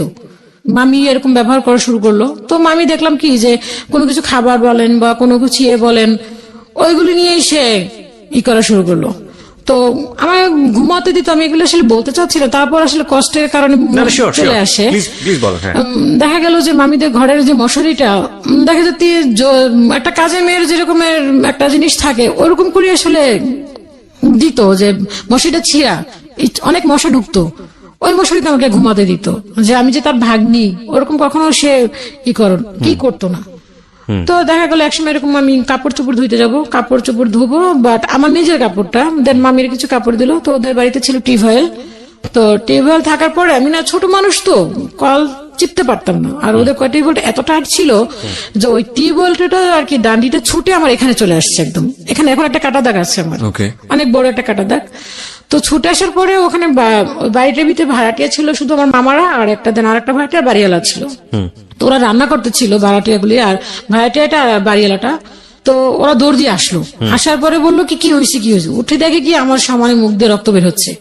এখান থেকে রক্ত বেরোয়, গায়েটা ফ্রক পরা ছিলাম, পুরো ফ্রকটা ভিজে গেল। ফ্রকটা ভিজে যাওয়ার পরে মামি আসলো, এসে আমার গায়ে থেকে ফ্রকটা খুলে আমাকে ফ্রক দিয়ে চেপে ধরলো, এখানটা মুখটা চেপে ধরলো। চেপে ধরার পর আমার মামিকে আমার মামা তো বলে নাম ধরে বললো কি, তুমি একটা কাজ করো, তুমি ওকে মেডিকেল না এখানে ফার্মেসিতে নিয়ে যাও। তো মামি বললো কি আমার কাছে টাকা নেই। তো বাড়ি গেলে আন্টি বললো কি যে এটা কোনো কথা বললা, বা টাকা নাই আপনার কাছে, আর ওর বাবাকে কে না চিনে, এক নামই তোর বাবাকে চিনে, ও যদি এখন আপনি নিয়ে যান ওর বাবা টাকা এটা বিকালে দিতে পারবে না। কিন্তু মামির কাছে তো টাকা অল টাইম থাকতো, এবং এখনো ওনার কাছে টাকা থাকে সবসময়। তো মামি আর নিয়ে গেলেন না নিয়ে যাওয়ার কারণে তো কি করলো, ওই দিয়ে ওই কি যেন প্রাথমিকভাবে স্যাবেনটা দিয়ে করলো, রক্তটা কোনো মতে থামানোর পরে বিকেলে আমি কাজ শিখতে গেলাম। আমাকে তখন কোনো ডাক্তারের ট্রিটমেন্ট বা কোনো একটা ট্যাবলেট বা কোনো কিছুই দিল না। তো বিকেলে আমি কাজ শিখতে গেলাম, কাজ শিখতে যাওয়ার পর ওইখানে আন্টিটা আমাকে বললো কি যে কি ব্যাপার তোমার এখানে কি হয়েছে, মুখটুক পুরো ফুলে গেল। তো বললো, আমি বললাম কলেজে বাড়ি খেয়ে আন্টি মাথা কেটে গেছে। ডাক্তার দেখাইছে? আমি কি না আন্টি, আমি ইঞ্জেকশনের খুব ভয় পাই, এগুলি দিতে পারবো না। তাহলে তো তোমার পরবর্তীতে সমস্যা হবে। আমি সমস্যা হবে না, এটা কিচ্ছু হবে না, ঠিক হয়ে যাবে। তো আন্টি বললো চলো আমি তোমাকে ডাক্তার দেখাই দিয়ে আসি। তো আমি বললাম না ডাক্তার দেখাবো, কারণ আমি যদি ওখানে যদি বলতে যাই তাহলে আমার মামা ছোট হয়ে যাচ্ছে, আমি কেন ওখানে এটা বলতে যাবো। হ্যাঁ, এটা আমার নিজে থেকে এসছে, আমি এটা কেন বলতে যাবো। ওরা আমাকে অনেক আদর করতো, আন্টি আঙ্কেল অনেক আদর করতো। ওরা যদি কোথাও বাসায় কিছু তৈরি করতো আমাকে ডাকতো, আর কি নিজের মেয়ের মতো। ওদের বাসায় কোনো বাচ্চা ছিল না। তো মামি এরকম বাদ পরে কাজ শিখে বাসায় আসলাম, আসার পরে মামি আমাকে 1 টাকা বের করে দিল। 1 টাকা বের করে দিয়ে বললো কি যে না, তো এই টাকাটা দিয়ে তুই একটা ওষুধ কিনে নিয়ে খেয়ে। তো আমি বললাম যে না মামি, আমার এখনো মনে আছে 1 টাকার নোটটা দিল, এবং টাকাটা এতটা পুরনো ছিল, মনে হচ্ছিল কোন একটা ডিব্বা থেকে বের করে দিছে আমাকে। তো আমি বললাম না আমি লাগবে না, ভালো হয়ে যাব। তো দেন মামা আসলো, মামা এসে আমাকে জিজ্ঞাসা করলো না যে তোর এখানে কি হয়েছে বা কিভাবে ব্যথা পাইলি বা ওষুধ খাইছিস কিনা বা কোনো। তখন আসলে মামা ছিল এরকম মামি ভক্ত, মামি যা বলতেন তাই, এখানে আর দ্বিতীয়বার কোনো কথা বলতো না মামা। এরকম করে চলে গেল। মা পরে 2 মাস পরে মা আবার ওখানে মাকে বলল যে ওর তো কাজ শেখা প্রায় শেষ, কি করবে। তো মা আবার আমরা যে টেলার থেকে কাপড় বানালাম ওইখানে ওই আন্টিটার সাথে কথা বললো যে আমার মেয়ে তো আসতেছে, ও আপনার দোকানে কি নেওয়া যাবে কিনা। আচ্ছা। তো মা কথা বললো, কথা বলার পরে বললো যে হ্যাঁ নিয়ে আসেন। তো এই কথা বলার পরে মা খবর দিল, মা যাইতো মাঝে মধ্যে আমাকে দেখার জন্য। তো দেখতে গেলে তো দেখা গেল এরকম ওইখানে একটা ভাড়াটে ছিল, ওই আন্টিটা আসলে মানুষই বলে যে হয়তো বা কোনো ক্রিমিনালি করা, কিন্তু ওই আন্টিটা আসলে যা দেখতো তাই বলতো। এরকম একটা হইতো যে দেখা গেল আমি কাজ শিখতাম যে কাপড়টা দিয়ে, ছোট মামা যে কাপড়টা আমাকে দিত কাজ শেখার জন্য, আমার পিছনে সব থেকে অবদান ছিল ছোট মামা এবং আমার মা। বড় মামাও ছিল, বড় মামা যদি আমাকে আশ্রয় না দিত দেন আমি কাজ শিখতে পারতাম না। কিন্তু বড় মামা ছোট মামা তার বিছানার একটা চাদর দিয়েছিল আমাকে কাজ শিখে কি করার জন্য, কেটে কাজটা শেখার জন্য। তো দেন আমি তো ছোট মানুষ, আমি একটা মেক্সি কাটিং করে শিখছি, শিখে ওইটা আমি পরে ওই আন্টিটাকে দেখাইছি যে আন্টি দেখেন হয়েছে কিনা। তো আন্টি বলে হ্যাঁ তুমি তো খুব সুন্দর করছো, একটা খুব আমাকে উৎসাহ দিল। দেন মামিয়া এইটা নিয়ে আর কি খুব সে রাগান্বিত যে আমার মেয়েকে কেন একটা প্যান্ট বানাই দিল না। তো ওই আন্টিটা আমাকে বললো যে তুই তো এরকম বাড়ির যে আন্টিটা ছিল, তুই এরকম প্যান্ট তুমি রেশমা সরি বললো যে তুমি এরকম প্যান্টটা বানাইছো, তুমি যে মেক্সিতে বানাইছো তোমার বোনকে তো একটা কিছু দিলা না। তো আমার মামা তো বোনটা এরকম ছিল, ও তো ছোট ছিল, ও দেখা গেল কি যে নিজে নিজে আমার সাথে মামির সাথে বলে দিত যে আম্মু আমাকে আপু মারছে, কিন্তু আসলে আমি কখনোই ওকে মারতাম না। আর আমার ছোটবেলা থেকে অবশ্য আমি কখনো কোনো ভাই বোনদেরকে মারিনি, আমার মারলে বুঝে খুব কষ্ট লাগে আর কি, ভিতরে খুব কষ্ট পাই আমি। তো দেন এরকম করে মা 2 মাস পরে আমাকে নিয়ে গেল, এবং 2 মাস পরে যখন আমাকে নিল হয়তোবা মেবি তার আগের দিন 2 তারিখ ছিল, আমার এখনো মনে আছে 2002 সালে 2 তারিখ ছিল। দেন তার আগের দিন 1 তারিখে 2001 হরতাল ছিল, কিছু একটা কোন একটা গন্ডগোল। দেন তারপরের দিন গাড়ি বন্ধ হয়ে যাবে, আর আমি যদি 2 তারিখে না আসি 2 তারিখে ওখানে জয়েন করতে পারবো না, এরকম একটা আমাকে বললো। তো মামা রাত্রিবেলা যখন শুনলো যে হরতাল হবে, তো আমাকে এমন ভাবে মামি আর কি আমার ব্যাগটা ঘুষাই দিল যে একটা কাজের মানুষকে যেভাবে একটা মানুষ যদি থাকে একটা মানুষের বাসায় অন্তত তার ভিতরে একটু মায়া হয়, কিন্তু আমার মামি সেটা করলো না, বরঞ্চ আমাকে রাতে খেতে না দিয়ে ব্যাগটা কোনো মতে বললো না যদি খেয়ে যায়, সে ব্যাগটা কোনো মতে ঘুষাই দিয়ে আমাকে দিয়ে দিল, মামা আবার ব্যাগ করবে। তো দেন বাসায় আসলাম, বাসায় আসার পরে দেখলাম যে আব্বু আর কি কথা বলতেছে না, আমাকে দেখে মনে হচ্ছে তার উপর আকাশ ভেঙে পড়লো। আম্মু আমার চোখের ইশারা দিয়ে বললো কোনো কথা বলিস না, কিন্তু ভাত খাচ্ছে। কি রান্না করলো দেখলাম শুধু পেঁপে রান্না করছে, আর কি যেন একটা তরকারি রান্না করছে নিরামিষ। দেন পেঁপেতে আমার এটা মনে আছে পেঁপেতে কোনো কিছু মাছ টাছ কিছুই দেওয়া হয়নি, শুধু নিরামিষ পেঁপে রান্না করলো। তো ওইটা দিয়ে ভাত, মা জিজ্ঞেস করলো ভাত খাইছিস, আমি কি না মা খাইনি। তো ভাত খাইলাম, ভাত খাওয়ার পরে বাড়ির ভিতরে যে আমার সাইজের ছোট ছোট ছেলেমেয়েরা ছিল ওদের সাথে দেখা করলাম, করার পরে খুব তারপরের দিন আমি ওইখানে আন্টিদের ওখানে কাজে গেলাম। যার পর ওই আন্টি আমাকে বললো কি আমাকে কাজ দিল প্রাথমিকভাবে, যে একটা কাজে গেলে তাকে তো একটা ইন্টারভিউ নেওয়া হয়। তো আমাকে কিছু কিছু কাজ দিল, কিন্তু আমি কোনো কাজের কোনো ধরনই বুঝতে পারলাম না। আমি যে কাজটা শিখছি সেটা হচ্ছে একটা ইঞ্চির মাপ একটা সেন্টিমিটারের কাজ, 2টা মাপ থাকে। তো আমাকে ওই আন্টিটা সেন্টিমিটার দিয়ে কাজ শিখাইছিল, সেটা ছোট ছোট করা। আর আন্টি আমাকে দিয়েছে বড় ইঞ্চির মাপের যে কাজগুলি ওইগুলি, তো ওগুলি তো আমি কিছুই জানি না। তো আমাকে দেওয়ার পর আমি তো কিছুই বুঝতে পারছি না, আমি কিভাবে কি সেলাই করবো, কিভাবে কি ধরবো, আমি কিছুই বুঝতে পারতেছি না। দেন মাকে ডাকলো, ডাকার পরে মাকে বললো কি যে আপনার মেয়ে তো কোনো কাজ জানে না, ওকে কিভাবে কাজে রাখবো। তখন বলছিল যে কাজ করবে, দেন ওকে 500 টাকা করে স্যালারি দেওয়া হবে। তো মাকে বললো যে ও তো কোনো কাজই জানে না, ওকে কি স্যালারি দিব আর কি করবো। তো মা বললো যে তখন মা আমার প্রতি রাগ হলো, তুই কি কাজ শিখছিস। আমি কি মা আমি তো এইভাবে করে কাজ শিখছি, আমি তো এরকম করে কাজ শিখি নাই।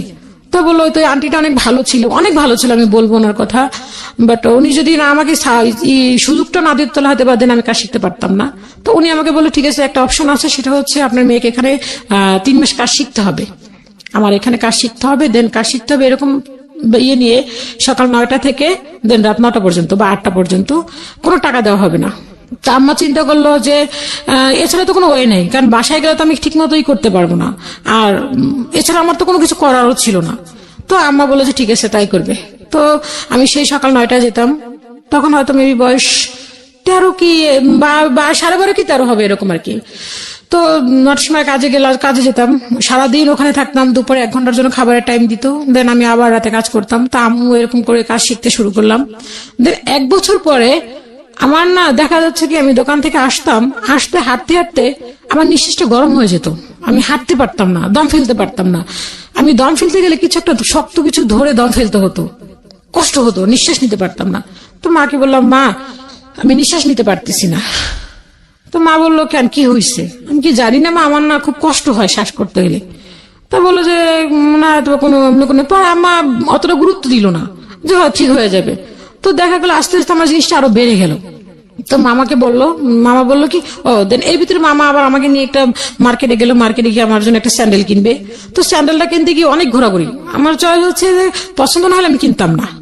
তো মামার স্যান্ডেল কিনতেছে আর এসে বলতেছে যে আপা আপনার মেয়ের জন্য আপনার মেয়ের স্যান্ডেল কিনতে গেছে, এত ঘোরাঘুরি যে স্যান্ডেলই তার পছন্দ হয় না। আপনার মেয়ের জন্য পাত্র দেখতে গেলে সেম কাহিনী করবে, ওর জন্য কোনো পাত্র পাওয়া যাবে না খুঁজে। এরকম একটা মামা কথা বললো, হাসাহাসি করলো। তো তার মামা বললো কি ওর নাকি সমস্যা হয়েছে আপা। পরে মা বললো যে হ্যাঁ, ও বলতেছে ওর নাকি শ্বাস গরম হয়ে যায়, ও নাকি শ্বাস নিতে পারতেছে না, দম ফেলতে পারতেছে না। তো মা বললো যে তার ফার্মগেট একটা ডক্টর আছে, ফার্মগেটের ডাক্তার হচ্ছে ডক্টর বানার। তো ওই ডাক্তারের কাছে নিয়ে গেল। ডাক্তারের কাছে নিয়ে গিয়ে যাওয়ার পর ডাক্তার বললো কি, উনি আমার কথাগুলি শুনে বললো তুমি কি কোনো টেনশন করো? তো আমি বললাম যে না, আমি তো কোনো টেনশন করি না, আমার কিছু টেনশন, আমি কাজ করি, আমি দোকানে যাই আসি খাই এই। তো ওই দোকানে কাজ, তো এই কথা বলার পরে তো ওই এরকম করে শ্বাস ফেলতে পারতেছি না। কিন্তু এর মাঝখানে ওই আন্টিটার কাছে কাজ শিখি, কিন্তু ওই আন্টিটা কি করতো, যখন কোনো কাপড় কাটিং করতো আমাকে দেখতে দিত না। সে কি করতো, যখন আমি না থাকতাম তখন কাটিং করতো। আমি আবার কি করতাম, সে যখন টুকরোগুলি ফেলে দিত ওই টুকরোগুলি আমি রেখে দিয়ে ওইটি দিয়ে আমি আন্টি যখন দোকান থেকে চলে যেত, দেন ওনার একটা ছিল সহকারী ছিল, ওই ছেলেটা ওদের বাসায় কাজও করতো, দেন ওর দোকানটাও সামলাতো। ওই ছেলেটাকে বসায় রাখতো যে যাতে আমি কোনো কাপড় টাপড় কোনো কিছু এদিক ওদিক না করি এই সেই। তো ছেলেটা কখনোই যেত না, যখনই দেখতাম ও চলে যেত তখন আমি টুকরো কাপড়গুলি দিয়ে নিজে নিজে ট্রাই করতাম, যে দেখি ডিজাইন কাটি, বা আন্টি দেখতাম যে কাপড়টা সেলাই করতে দিত ওইটা ফলো করতাম যে কিভাবে সে কাটিং করলো। তো ওইটাতে ছোট ছোট করে কাপড় কাটতাম। তো কাটতে গেলে অনেকগুলি টুকরা দিয়ে আমি অনেকগুলি হাতে সেলাই করে অনেকগুলি কাপড় তৈরি করছিলাম। তো দেখা যেত কি ওই বাড়ির থেকে, যে বাড়িতে থাকতাম ওই বাড়ির ভাড়াটিয়াদের কাছ থেকে বলতাম আমি কাজ জানি, নিজে বলতাম আমি কাজ জানি। তো বলতো আমাকে একটা জামা তৈরি করে দাও। তো কি করতাম, ওই আন্টিকে যে বলতাম আন্টি এটা হচ্ছে আমার বোনের জামা, আমার ভাবির জামা, বিভিন্ন মিথ্যা কথা বলে ওই আন্টিকে দিয়ে কাপড়টা কাটিং করাতাম। কাটিং করায় দেন আমি বাসায় এসে আমি ওইটা করতাম। তো করতে করতে দেখা গেল কি এক ভাইয়া ছিল আর কি, উনি আর কি আমাদেরকে বোন বলে ডাকতো, অনেক আদর করতো। তো উনি মনে করতে কি আমি কাজ পুরোপুরি কমপ্লিটলি জানি, আমি ওনাকে এর মাঝখানে কথা ভুলে গেছি। তো আন্টিকে যখন কাজ শিখতেছি, তো কাজ শিখতে শিখতে 2 মাসের মাথায় আমার কাজ পুরো কমপ্লিট হয়ে গেল, একদম ফুল কমপ্লিট, আমি এখন কাজ করতে পারি। দেন তখন উনি আমাকে 500 টাকা বেতনের জব দিল। তখন এই মাঝখান থেকে তখন এই কাজগুলি করতাম, করার পরে বাড়ির ভাড়াটিয়াদের কাছ থেকে অর্ডার নিতাম, নিয়ে টুকটাক কাজ করতাম। তো ওই ভাইয়াটার কাছে গেলাম, ভাইয়াটার কাছে যাওয়ার পরে বললাম যে ভাইয়া, উনি তখন আমি মনে করতাম আমি কাজ শিখছি, তো ওই আপাকে আমি কাজ শিখাতে পারবো। তো দেখলো কি যে আমি কাজ শিখাচ্ছি না, তো ভাইকে বললাম আমি অর্ডার নিয়ে আসলে ওই ভাইয়ের মেশিনে কাজ করতাম। তো দেন উনি একদিন আমাকে বললো কি যে আপার মেশিনে কাজ করতে গেলাম, যাওয়ার পর একটা কাজের একটা ববিন কেস আসছে, ওইটা না হলে কাজ সেলাই করা সম্ভব না। ওই ববিন কেসটা উনি লুকায় রাখছে কোথায়, চালু ড্রামের ভিতরে। তো আমি ববিন কেস খুঁজতে ববিন কেস পাচ্ছি না। তো আপাকে বললাম আপা ববিন কেসটা কোথায়? তো আপা বললো কি যে ববিন কেস তুই কোথায় গেছিস তুই ভালো জানিস, কালকে তুই কাজ করছিস, আমি তো কাজ করিনি। তো এই কথা বলার পর আমার খুব কষ্ট লাগলো, দেখাবার তুই কাপড়ের মধ্যে করে চুরি করে নিয়ে গেছিস কিনা। তা আমার না জিনিসটা শুনে এত কষ্ট লাগলো যে আমি একটা সামান্য ববিনকে চুরি করে নিয়ে যাব। আমি তো সারাদিন যেখানে থাকি সেখানে তো অনেক কাপড় থাকে, অনেক কিছুই থাকে, আমি তো কখন সেগুলি নিয়ে আসি না, আর আমি একটা সামান্য ববিন কেস নিয়ে যাবো।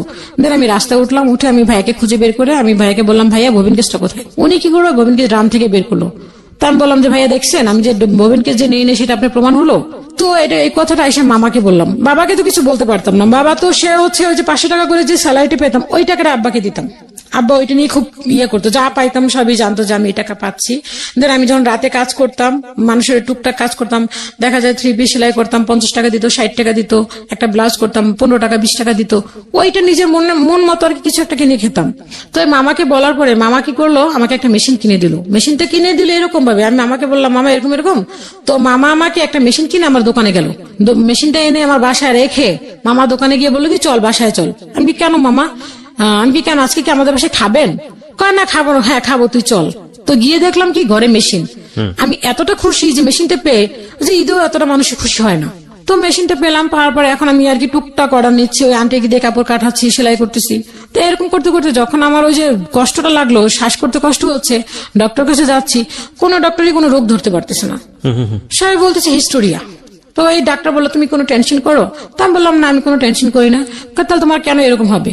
এটা তো সাধারণত যারা চিন্তা করে সারাক্ষণ তাদের জন্য এরকম একটা হতে পারে, বা কোনো দিক দিয়ে কোনো কষ্ট পেলে, কোনো রিলেশন করলে তারা হয়তো এরকম ভাবে কষ্ট পেতে পারে। তোমার কেন কিসের কষ্ট? তুমি কেন কিসের চিন্তা করো? তো মাকে জিজ্ঞেস করলো, মাকে বললো যে না, আমার মেয়ে তো এরকম কোনো কিছু দেখতে পারতেছি না। তো এই কথা বলার পরে তো এরকম করতে অনেকটা ডাক্তার দেখালো, বেশ কয়েকটা ডাক্তারই দেখালো, দেখানো কোনো ডাক্তারই কোনো রোগ ধরতে পারছে না। সেম ওই একই কাহিনী, যে আমার শ্বাসকষ্ট, আমি নিঃশ্বাস ফেলতে পারছি না। কিন্তু এটা দিন দিন আরো বেড়ে গেল, বেড়ে যাওয়ার পরে এক পর্যায়ে চলে গেল। এখন আর কি ডাক্তাররা সবাই একই কথা যেহেতু বলছে, এখন বলে দেখেন আপনার মেয়ে কোথাও কোনো রিলেশন করছে, দেন সেক্ষেত্রে আপনার মেয়ে কষ্ট পেয়েছে, এরকম কিছু একটা। তো আম্মু আমাকে বললো, আমাদের ফ্যামিলিটা এরকম ছিল যে পিছনে আবার যেতে হয়, সেটা হচ্ছে যে যখন ক্লাস 2-তে পড়ি তখন আমার মামা একটা কথা বলেছিলেন যে তোমরা যা কিছু করো না কেন, আমি আর আমার বোন আর আমার এক খালাতো বোন আছে, তো ওই তিনজনকে বলেছিল যে তোমরা এমন কোনো কিছু করো না যাতে কেউ তোমাদেরকে বদনাম বলে, বা বলে যে অমুকের ভাগ্নিটা এরকম দেখছি, অমুক ছেলের সাথে ঘুরে বেড়াচ্ছে, বা অমুক একটা খারাপ কিছু করছে। এটা তোমাদের মাথায় রেখো, যদি পছন্দ হয় দেন বলো যে হ্যাঁ আমার পছন্দ হয়েছে, আমি ওর সাথে যাব, এরকম। তখন আমরা খুব ছোট, ওই কথাগুলি মাথায় থাকতো যে মামা তো এই কথা বলে দিয়েছে যে কারণ যদি কোনো ছেলের সাথে কথা বলি দেন খারাপ দেখলে তো অবশ্যই মানুষের খারাপ বলবে। তো মা আমাকে জিজ্ঞেস করলো তুই কি কারোর সাথে কোনো রিলেশন করছিস? আমি কি না মা, আমি তো কারোর সাথে কোনো সম্পর্কই করিনি। তো মা আমাকে এমন ভাবে ধরলো, তো আমি ইনজেকশনকে খুব ভয় পেতাম। তো এখানে একটা ফার্মেসিতে নিয়ে গেল ইনজেকশন দেওয়ার জন্য, আমাকে বললো কি তুমি যদি এখন সত্য কথা না বলো দেন তোমাকে আমি ইনজেকশন দিয়ে দিব। তো আমি ভয়ের সাথে বললাম যে হ্যাঁ আমি যখন আমি ক্লাস 6 থেকে 7-এ উঠে যখন পড়াশোনা করে যখন ঢাকায় আসছি, তখন একটা ছিল আমাকে একটা চিঠি দিয়েছিল, যেটা আমি কাউকেই বলিনি কোনোদিন। ওই চিঠিটা আর কি বলছিল তোমাকে আমার পছন্দ এই সে, ওই বাড়ির ভাড়াটি একটা ছেলে। তো এই কথাটা আমি মাকে বলে দিলাম যে মা আমাকে না, ওর নাম হচ্ছিল খোকন, মা আমাকে না খোকন না একটা চিঠি দিছিল। মা তো প্রচুর পরিমাণ রেগে মেগে, মা বললো কি তার মানে তোর খোকনের সাথে সম্পর্ক ছিল এই সেই। তো আমাকে আমার এক আম্মুর চাচাতো ভাই ছিল আর কি বাড়ির পাশে, তো ওনাকে বললো, উনি চিনতো ভালো করে, তো বললো যে এই ব্যাপার, ওর কারণে মনে হয় এই হয়েছে। দেখা গেল যে না, ওটাও কোনো কিছু না। দেন এখন এই জিনিসটা রোগটা এতটা বেড়ে গেল যে আমি আসলে কি যে কাজ করবো, কি কাজই করতে পারতেছি না। আর এটা উঠলে যখন আমি নিঃশ্বাসটা নিতে পারতাম না, দেখা যায় 4টা যে ছেলে আমাকে ধরে রাখতে পারতো না। এতটা শক্তি কোত্থেকে আসতো একমাত্র উপরালাই ভালো জানেন। যখন দমটা ফেলতাম তখন আমার শরীরের কোনো শক্তি থাকতো না। তো আব্বা এইটা নিয়ে তার কোনো ইয়েই ছিল না যে আমার মেয়েটা অসুস্থ, যে ওর এরকম হচ্ছে, তার ওরকম কোনো ইয়েই ছিল না। সে নিজের মতো করে চলছে, খাচ্ছে, এরকম। তো একদিন এরকম আমি খুবই অসুস্থ, এরকম একটা পর্যায়ে আমাকে দোয়া টোয়া পরে ফুটে দিয়ে আমাকে আর কি যে অ্যাকচুয়ালি মারা যাবে এরকম একটা অবস্থা। ঘরে টিভি ছাড়া, মামা বড় মামাও আসছে যে দেখতেছে খুব সিরিয়াস অবস্থা, ঘরে টিভি ছাড়া। আমি ঘরে শুয়ে শুয়ে আর কি কথা বলতে পারতেছি না, শুধু চোখ দিয়ে পানি পড়তেছে, কিন্তু আমি কাউকে বোঝাতে পারতেছি না। সবাই মনে করতেছে হয়তো ওর উপরে জিন আছে, বা কোনো কিছু আছে সাথে, বা কোনো ভূতদর্শী, এরকম একটা সবাই এরকম মানে করতেছে। কেউ যখন উঠে আমার এই নিঃশ্বাসটা বন্ধ করতে যখন হয়, কেউ আমাকে জুতা শোনাচ্ছে, কেউ হলুদ পুরে নাকের সামনে ধরতেছে, কেউ আমার কেন আঙুল চিপে ধরতেছে, কেউ নাক চিপে ধরতেছে, আগে যে যেটা পারতেছে সেটাই করতেছে। কিন্তু আমি কাউকে বলতে পারতেছিলাম না, জানি তোমরা যা বলতেছো আমি সব শুনি, কিন্তু আমি কাউকে বলতে পারছিলাম না, আমার দমটা উঠে কষ্ট লাগতেছে। তো এরকম এক পর্যায়ে আব্বা দেখলাম কি আব্বা ঘরে বসে টিভি দেখতেছে, কিন্তু আমার অবস্থা খুবই সিরিয়াস। সবাই দোয়া টোয়া পরে আমাকে ফটো দিয়ে করতেছে যে মনে হচ্ছে এখনই মারা যাব, এরকম একটা পর্যায়ে চলে গেল। আচ্ছা। তো আব্বা পরে বাসার ভাড়াটিয়াটা বললো যে আপনি কি মানুষ? মেয়েটা মরার পর্যায়ে চলে গেছে আর আপনি মাঝখানে বসে টিভি দেখতেছেন, আপনি কি মানুষের মধ্যে পড়েন? আব্বা কি করলো, টিভিটা বন্ধ করে দিয়ে সে চলে গেল। সে কি করলো, পাশের রুমে গিয়ে আবার টিভি দেখা শুরু করলো। আমি যে ওখানে বসে এই অবস্থা, এটা সে কখনোই ফলো করলো না। তো আমার বড় মামার চোখে, আমার নানু মারা গেছে, আমার বড় মামা কান্না করে নেই, কিন্তু আমার অবস্থা দেখে আমার বড় মামা কাঁদতে কাঁদতে বের হয়ে যাচ্ছে বাসা থেকে, তখন আমার ছোট মামা ঢুকতেছে যে কি দেখতে যাচ্ছিস, লাশ দেখতে যাচ্ছিস, যাই দেখ মেয়েটার অবস্থা। আর ওর বাপে টিভি দেখতেছে পাশে বসে বসে, ওর বাপে কোন। তো আমার কাছে তখন মনে হচ্ছিল আমি একটা তরমুজ খাবো, আমার মনে একটা ইয়ে হলো। ঠিক তখনই মামা একটা তরমুজ নিয়ে আসছে আর কি, মনের একটা ইয়ে হলো যে খেতে পারতাম, কাউকে বলতে পারতেছিলাম না, বাট মনের একটা ইচ্ছা ছিল। মামা নিয়ে আসলো, আসার পরে মাকে বললাম ইশারা দিয়ে, মা আমি খাবো। তো মা এরকম ভাবে ই করলো, কেটে দিল। তো ডাক্তার আমাকে অনেক ডাক্তার দেখালো, ডাক্তার বললো যে ওর জন্য এখন ট্রিটমেন্ট হচ্ছে যে ওকে ঘুমের ঔষধ, আচ্ছা ওকে যদি আপনি জাগায় রাখেন তাহলেও এরকম অবস্থা হয়ে যাবে, যদি ওকে ঘুমের ভিতরে রাখেন দেন তাহলেও ভালো থাকবে। তো আমাকে এরকম করে ঘুম, আম্মু সকালবেলা আর কি ওষুধ দিয়ে ঘুম পাড়ায় রেখে যেত, দেন আম্মু দুপুরে আসতো, এসে আম্মু আমাকে গোসল করাইতো, খাওয়াইতো, আবার দেন আমি ঘুমাই যেতাম। কিন্তু আমার সামনে কে আসলো, কিন্তু কানে শুনতাম, কে আমার সামনে আসলো কে গেল এটা আমি কখনোই চিন্তা করতে পারিনি। মনে হচ্ছে একটা অ্যাবনর্মাল টাইপের একটা মানুষ হয়ে গেছিলাম। তো এরকম করতে করতে যে যা বলতো তাই আম্মা ট্রিটমেন্ট করতো। বাদ দেওয়া যদি কোনো একটা বাদ দেওয়া যদি এসে বলতো যে হ্যাঁ তোমার মেয়ে হয়েছে, তোমার মেয়েকে ভালো করতে পারবো, আম্মু তাই করতো। আর কি যদি বলতো যে এইটা করতে পারলে তোমার মেয়ে ভালো হবে, আম্মু সেটাই করতো। তো কি কারণে রোগটা ভালো হয়েছে আল্লাহ ভালো জানে, আল্লাহর কাছে তার শুকরিয়া আদায় করি যে ভালো হয়ে গেছে। তো এরকম এক পর্যায়ে আব্বু আর কি আমার তখন আর কি ওইখান থেকে ওই আন্টি উনি লন্ডনে চলে যাবে, তো আমি অসুস্থ অবস্থায় আন্টি আমাকে ছুটি দিল। তো আন্টি বলে যে ও সুস্থ হয়ে আসুক তারপরে দেন আমি নিব। তো আন্টি আসলো আমাকে দেখতে, এসে দেখে যে আমি বিছানায় শোয়া। তো আন্টি বলে যে আমি তো এখন লন্ডন যাব, আমার তো এখন ওকে দরকার, ও কি এখন কাজ করতে পারবে? তো আমি যদি ওখান থেকে চাকরিটা চলে যায় তাহলে তো আমি খাবো কি, আমার আব্বাকে তোমাকে টাকা দিতে হবে। তো আমি আবার ওইখান থেকে আস্তে আস্তে করে গেলাম। পরে যাওয়ার পরে ওনার মেয়ে ছিল, আন্টির মেয়ে ছিল যথেষ্ট পরিমাণ রাগী, ওনার মেয়ে যা বলতেন তাই। তো ওইখানে গেলাম, ওই আপুটার সাথে মিললো না আমার। আচ্ছা ওই আপুটা যথেষ্ট পরিমাণ রাগী এবং খুব বদমেজাজি টাইপের একটা মেয়ে। ওকে তো ওইখানে কাজ করলাম, কয়েকদিন কাজ করার পর ওনার সাথে আমার সাথে খুব আর কি রাগারাগি হলো। তো রাগারাগি হওয়ার পর ওনার কাছ থেকে, আমিও তো ছোট ছিলাম, খুব রাগান্বিত ছিলাম আমিও। তো আমি ওনার কাছ থেকে চলে আসলাম। চলে আসার পরে এখন আমি কি করব, এখন তো আমাকে একটা কাজ খুঁজতে হবে। ওখান থেকে যে আমি কাজ শিখছি, আমি ভয়ে বেরোচ্ছি না যে আমি যে কাজটা শিখছি, কিন্তু আমি ওখান থেকেও কাজ করতাম, দেন বাসায় এসেও আবার টুকটাক কাজ করতাম মেশিনে। দেখা যায় 9টা পর্যন্ত এসে আবার 10টা পরে কাজ করতাম, রাত 2টা 3টা পর্যন্ত করতাম, করে আবার ঘুমাইতাম, সকালে উঠে আবার যেতাম, এরকম আর কি একটা ইয়া ছিল আমার।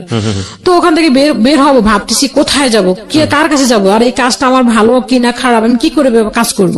একা একা চিন্তা করতে করতে একটা টেলার আবার যোগাযোগ করলাম যে ভাই আমাকে কাজে নিবেন, তা ওই এলাকাতেই ছিল। তো এখানে যাওয়ার পরে বললো যে আপনি কি সব কাজ জানেন? আমি টুকটাক বললাম হ্যাঁ আমি সব কাজ জানি। তো ওরা আমাকে নিল, নেওয়ার পর আমাকে 1000 টাকা স্যালারি ধরলো। তো 1000 টাকা স্যালারি ধরার পরে আমাকে বলে প্রোডাকশনে কাজ করতে হবে, যত পিস কাজ করবেন দেন তত পিস টাকা হবে। তো আমি বললাম যে এটা তো আমি কখনো করি নাই, ঠিক আছে করে দেখি, ট্রাই করে দেখি। তো আমি করলাম, কয়েকদিন করার পরে দেখলো যে না আমি টুকটাক করতে পারতেছি, অত যে আহামরি করতে পারতেছি তা না। তো করলাম, করার পর ওখানে দেখলাম যে আর কি কাজের প্রত্যেকটা কাজের ক্ষেত্রেই তো একটা মানুষের ভালো মন্দ থাকে। তো দেখলাম ওখানে ভালোটা দেখা যায়, একটা কাজ করলাম ভালো না হলো খারাপ হলে দেখা যায় বেশি ওইটাকে বেশি করতো, প্রাধান্য দিত যে হ্যাঁ আমি ভালো কাজ করতেছি না এই সেই। তো ওইখান থেকেও চলে আসলাম। চলে আসার পর এখন চিন্তা করছি কি করব। তো একদিন একটা লোক বললো যে তুমি ওই একটা কারখানায় ঢুকলে তোমাকে প্রতি মাসে 2000 টাকা স্যালারি দিবে, তুমি কি ওখানে করবা? তখন আমি চিন্তা করলাম 2000 টাকা স্যালারি তার মানে অনেক টাকা, আমার কাছে মনে হয় 2000 টাকা মানে অনেক টাকা। আমি মহা খুশি। 2000 টাকা মানে তাহলে আব্বাকে আমি 1000 টাকা দিয়ে 1500 টাকা দিব, 500 টাকা করে আমি রেখে দেবো, আমি এটা চিন্তা করলাম। তো ওইখানে কোনো কারণে হয়নি, তা আম্মা আমাকে দিল না, যে ছেলে মানুষ, ওখানে ছেলে মানুষ, ওখানে কারখানা, ওখানে অনেক ছেলে মানুষ থাকবে, কি না কি হবে, যাওয়ার দরকার নেই, এত বেশি টাকার দরকার নেই, তুই যেখানে আসিস সেখানেই থাক। তো ওখানে আবার রয়ে গেলাম, ওখানে মহিলা ছিল, আপুটা আসতো সবসময় দোকানে বসতো, কাজ করতো, ফলো আপ করতো। তো এরকম করে ওখান থেকে এক পর্যায়ে ওখান থেকে চলে আসলাম। চলে আসার পরে এখন আমি চিন্তা করলাম যে না আমি তো এখন মোটামুটি কাজ জানি, হ্যাঁ এখন আমি ঘরে টুকটাক করতে পারি। এদের ভিতরে এক আন্টি আবার আমাকে কিছু বিভিন্ন আর কি একটা আন্টি বললো যে ওই মেয়েটা ভালো কাজ জানে। তো আন্টি আমাকে ট্রায়ালের জন্য কিছু কাজ দিল, দেওয়ার পর দেখা যাচ্ছে আমি জবও করতাম, দেন ওই আন্টিদের কিছু বাসায় বাসায় গিয়ে কাজও আনতাম, এনে বাসায় কাজ করে আবার দিতাম, ওইটা আমার একটা এক্সট্রা ইনকাম ছিল। তো ওরকম করে করতাম, করতে করতে আব্বু আমাকে তখন আর কি এই আব্বু হেল্প করা শুরু করলো আমাকে। দেখা যাচ্ছে আমি কাজ করে আসছি, আমাকে ওই মেশিনের কিছু কাজ যদি হেল্প করা লাগতো সে আমাকে হেল্প করতো, হাতে কাজ টাজ করা লাগলে হেল্প করে দিত। তখন আর মুভমেন্টটা তার চেঞ্জ হয়ে গেল। দেন এরকম করতে করতে দেখা গেল যে আব্বু ওই আম্মুর সাথে টর্চারিংটা কমলো না। দেখা গেল তেল দিত হিসাব করে, চাল দিত হিসাব করে, তা আম্মু কি করতো, যতটুকু ইনকাম করতো তো দেখা যাচ্ছে যে যতটুকু তেল হিসেব করে দিত ওইটুকু তো হতো না। তা আম্মু যে ইনকাম করতো ওই টাকা দিয়ে আব্বুকে সব টাকা দিয়ে দিয়ে কিছু টাকা রেখে দিত, ওই টাকা দিয়ে আম্মু আবার তেল কিনে আম্মু আবার ওখানে পোড়াইতো। তো এরকম এক পর্যায়ে করতে করতে আমি একটা দোকানে ঢুকলাম যে আমি কাপড় কাটিং করতে পারি, যাকে বলে কাটিং মাস্টার। ওকে। তো কাটিং মাস্টার বেতন হবে কত, বললো যে বেতন হবে তোমার 3,000 টাকা। আচ্ছা। হ্যাঁ, তো 3,000 টাকা, কিন্তু ওখানে অপশন হচ্ছে কাটিংও করতে হবে, দেন সেলাইও করতে হবে, দুইটাই করতে হবে। তা আমি বললাম যে হ্যাঁ আমি করবো, সমস্যা নেই। তো এখানে বললো যে ঠিক আছে, ঢুকলাম 3,500, তখন 3,000 টাকা ঢুকলাম। আমি বললাম যে পরে কিছুদিন পর বললাম যে না আপু আমাকে একটু বাড়াই দিতে হবে, তো উনি আমাকে 500 টাকা বাড়ালো।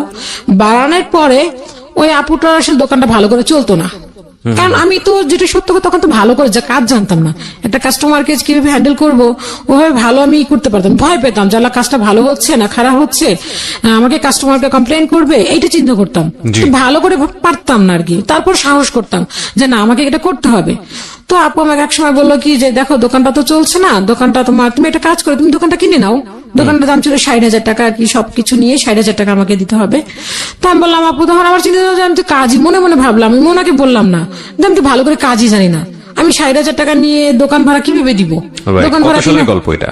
হ্যাঁ আমি তো আপনার জন্য এই 60,000 টাকার হিসাব কত সালের এটা? এটা হচ্ছে আপনার 2005-এ। 2005। হ্যাঁ, ও সরি, এর মাঝখানে আমি কথা ফেলে আসছি। সেটা হচ্ছে এই পর্বটার আগে হচ্ছে, সেটা হচ্ছে যখন আব্বু আর কি আমি কাজ করা শুরু করলাম, তো আব্বুকে দেখলাম কি সারাক্ষণই ঘরের ভিতরে এসে দেখতাম ওই টর্চারিংটা, আম্মুকে মারতো বা আম্মু দেখা যাচ্ছে যে রাতে ভাত খেত লাইট অফ করে ভাত খেত, সকালে কোনো শব্দ করতে পারতো না।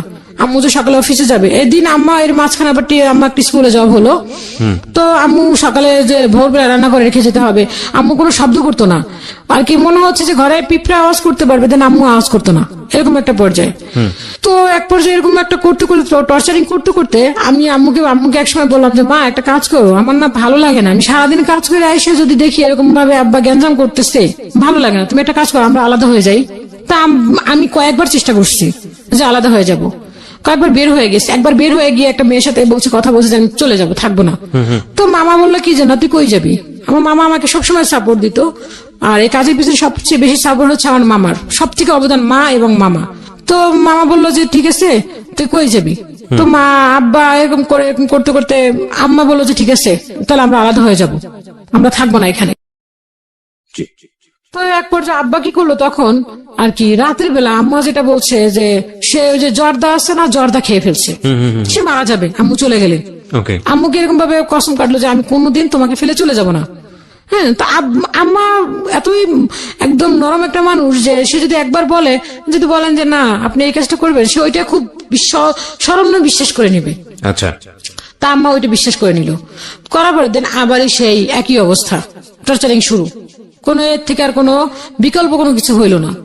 তো বাসা চেঞ্জ করলাম আমরা, ওখান থেকে বাসা চেঞ্জ করে ওখানে আব্বু এরকম ভাবে একটা গ্যাঞ্জাম সৃষ্টি করতেছে। তো বাড়িওয়ালা আঙ্কেলের ওই মামাটা বললো কি তোমরা এখান থেকে চলে যাও, তোমরা এইভাবে করতেছো, কোনো একটা অ্যাক্সিডেন্ট হয়ে গেলে তখন আর কি দেখা গেল যে মারাটারা গেলে তখন পুলিশ এসে আমাদেরকে ধরবে, তোমরা এখান থেকে বাসা শিফট করো। দেন আব্বু এরকম গ্যাঞ্জাম সৃষ্টি করতেছে, আমার ভাই আবার এর মাঝখানে একটা মেয়ের সাথে রিলেশন করলো, তোরা খুবই ছোট, ওইটা নিয়ে অনেক কিছু ওরা ওই মামিটার মাও আবার ওই মামিটা বিচার দিল ওই বাড়িওয়ালাকে। তো এই সবকিছু মিলে বাড়িওয়ালা বাসা ছেড়ে দিতে বললো, দেন আমরা বাসা ছেড়ে দিলাম।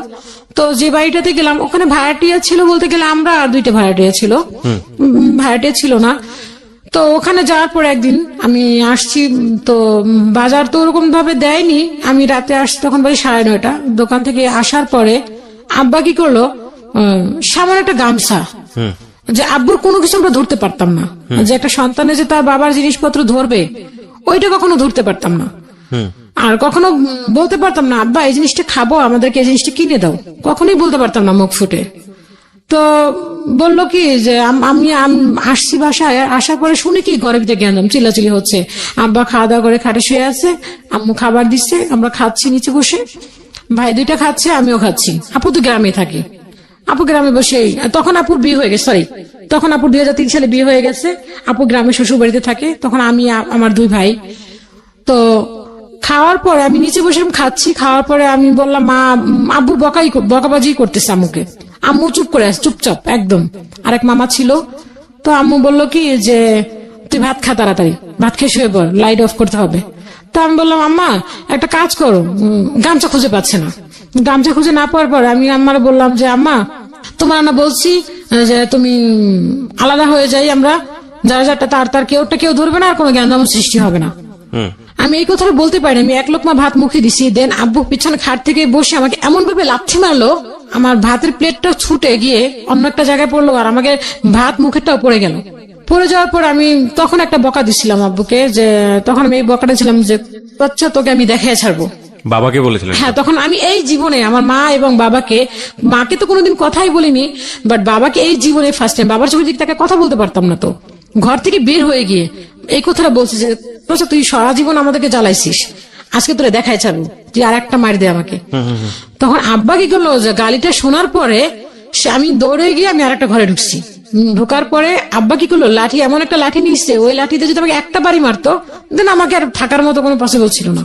আর কি আম্মাকে এমন ভাবে বাড়ি ছাড়ছে যে আম্মা ওই মুহূর্তে বাড়িটা যদি পড়ে তাহলে আম্মা তো শেষ। আম্মা তাড়াতাড়ি দৌড়ে রাস্তা উঠলো, আর আমি ওই রুমের ভিতরে দরজা লাগাই দিলাম, দেন ওই দরজা ভাঙা শুরু করতেছে। দরজা ভাঙতেছে, ভাঙার পরে এখন ওই দরজা ভাঙতে পারছে, পরে ওই যে ওই লোকের, ওই রুমের যে ওনার লোক হাজবেন্ড ছিল, উনি সামনে এসে খালু আপনি এটা কি করতেছেন, আপনি কেন আমার রুমের দরজা ভাঙতেছেন? এখন আমাকে না পেয়ে কি করলো, আমার মেশিনটাকে ভেঙে ফেললো, আমার মেশিনটাকে ধরে একদম পুরো জায়গায় ফেলছে, মেশিনটা পুরো খুলে টুলে অস্থির। পরে আমার মামা ছিল, ওই মামাটা কি করলো, ওইটা বাঁচাইলো, বাঁচানোর পরে আমাকে ঘর থেকে বের করে দিল।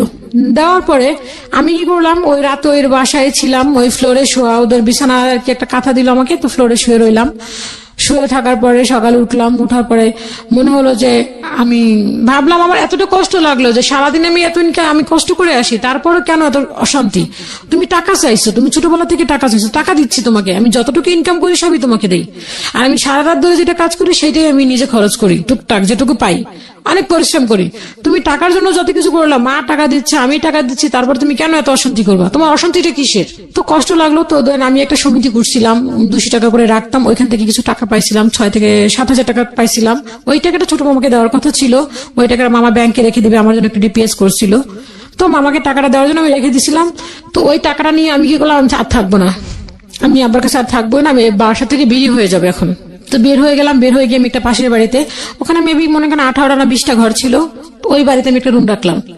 রুম রেখে 18,000 টাকা ভাড়া ছিল রুমটার। তো রাখলাম, আমি তখন মা ছিল না বাসায়, মা তো চলে গেল অফিসে সকালবেলা। আমি এইটা কাজ করলাম, আমি দোকানে আর গেলাম না, গিয়ে আমি এই কাজগুলি করলাম। আমি আর থাকবোই না, আমার কথা হচ্ছে আমি থাকবো না, আমি দেখতে দেখতে এখন অতিষ্ঠ হয়ে গেছি, আমার পক্ষে আর সম্ভব না, আমি ইনকাম করে খাই, তাহলে আমি কেন তার কাছে থাকবো? তো এরকম করে করতে করতে পরে লাস্ট মোমেন্টে আমি চলে গেলাম, আব্বাও তখন কাজে চলে গেল। যাওয়ার পরে আব্বা আসলো, সে যে কাজে গেল, কাজে থেকে কাজ করলো না, সে চলে আসলো বাসায়। বাসায় চলে এসে সে কি করলো, আমি তো জাস্ট চলে গেলাম, আমি রুম রাখছি, জাস্ট বলে আসছি, আমি অ্যাডভান্স টাকা দেইনি, জাস্ট আমি কথা বলে আসছি। আব্বা এসে কি করলো, আমার ঘরের যে কাপড় চোপড় যাচ্ছিল, আমি নিজের টাকাতে যেটুকু কেনাকাটা করছি, আর ওই জিনিসগুলি ঘরে কোনো কিছু কিনতো না, সে বলতো আমার ঘরে কিছু লাগবে না। বলতাম যে আব্বা একটা গ্লাস কিনি, একটা কিনি, মানুষ আসলে কি বলবে, ঘরে তো একটা পরিবেশ দরকার আছে, আমার কোনো কিছু দরকার নেই। তো আমি কিছু টাকা জমাইয়া মামাকে দিয়ে জিনিসগুলি কেনাইতাম, যে একটা মানুষ আসলে তো আমাকে একটা গ্লাস পানি দেওয়ার জন্য একটা গ্লাস প্রয়োজন আছে আমার। তো ওই জিনিসগুলি আব্বা আমাকে দিয়ে দিল। আমি বললাম যে এই জিনিসগুলি আমার, সে আর কিছু বললো না, ওই জিনিসগুলি নিয়ে আমাকে বের করলো। দেন আমি একটা বিছানার চাদর কিনছিলাম। তো বিছানার চাদরটা কেনার পরে আমি যে আব্বা যে একটা চাদর কিনছিল, আমার বড় আপু আসার পরে ওই চাদরটা কেনার পর আপু যে চাদরটা কিনছিল আব্বুর টাকা দিয়ে, ওই চাদরটা তখন বিছানায় বিছানো ছিল, খাটে বিছানো ছিল। আর যে আমি যে একটা নতুন চাদর কিনছি, চাদরটা ছিঁড়ে গেছিল আর কি, হালকা পাতলা ছিঁড়ে গেছিল। তো ওই আমি নতুন চাদরটা যখন নিচ্ছি, নিয়ে আমার কাপড় চোপড় ভাঁজ করার জন্য আমি গিট্টু দিব, তখন আমার ভাই দুটাকে বলতেছে ওই চাদর রাখ। তাই বললাম কেন ওই চাদর দিব, তো আমি নিজে কিনছি, আমি সামনে দাঁড়ায়। তো বললো যে ওই চাদর, সরি মাঝখানে আমার কাপড় চোপড় নিতে দিবে না, আমার কিচ্ছু নিতে দিবে না, ঘরের সবকিছু রেখে দিবে। তো আমি বললাম এগুলো আমার জিনিস কেনা, আমি কেন আপনি এগুলি রেখে দিবেন? তখন আবার আমাকে মারতে আসতেছে। তখন ওই বাড়ির ভিতরে একটা ছেলে ছিল, ওই ছেলেটা আমাকে পছন্দ করতো, বাট আমি জানতাম না।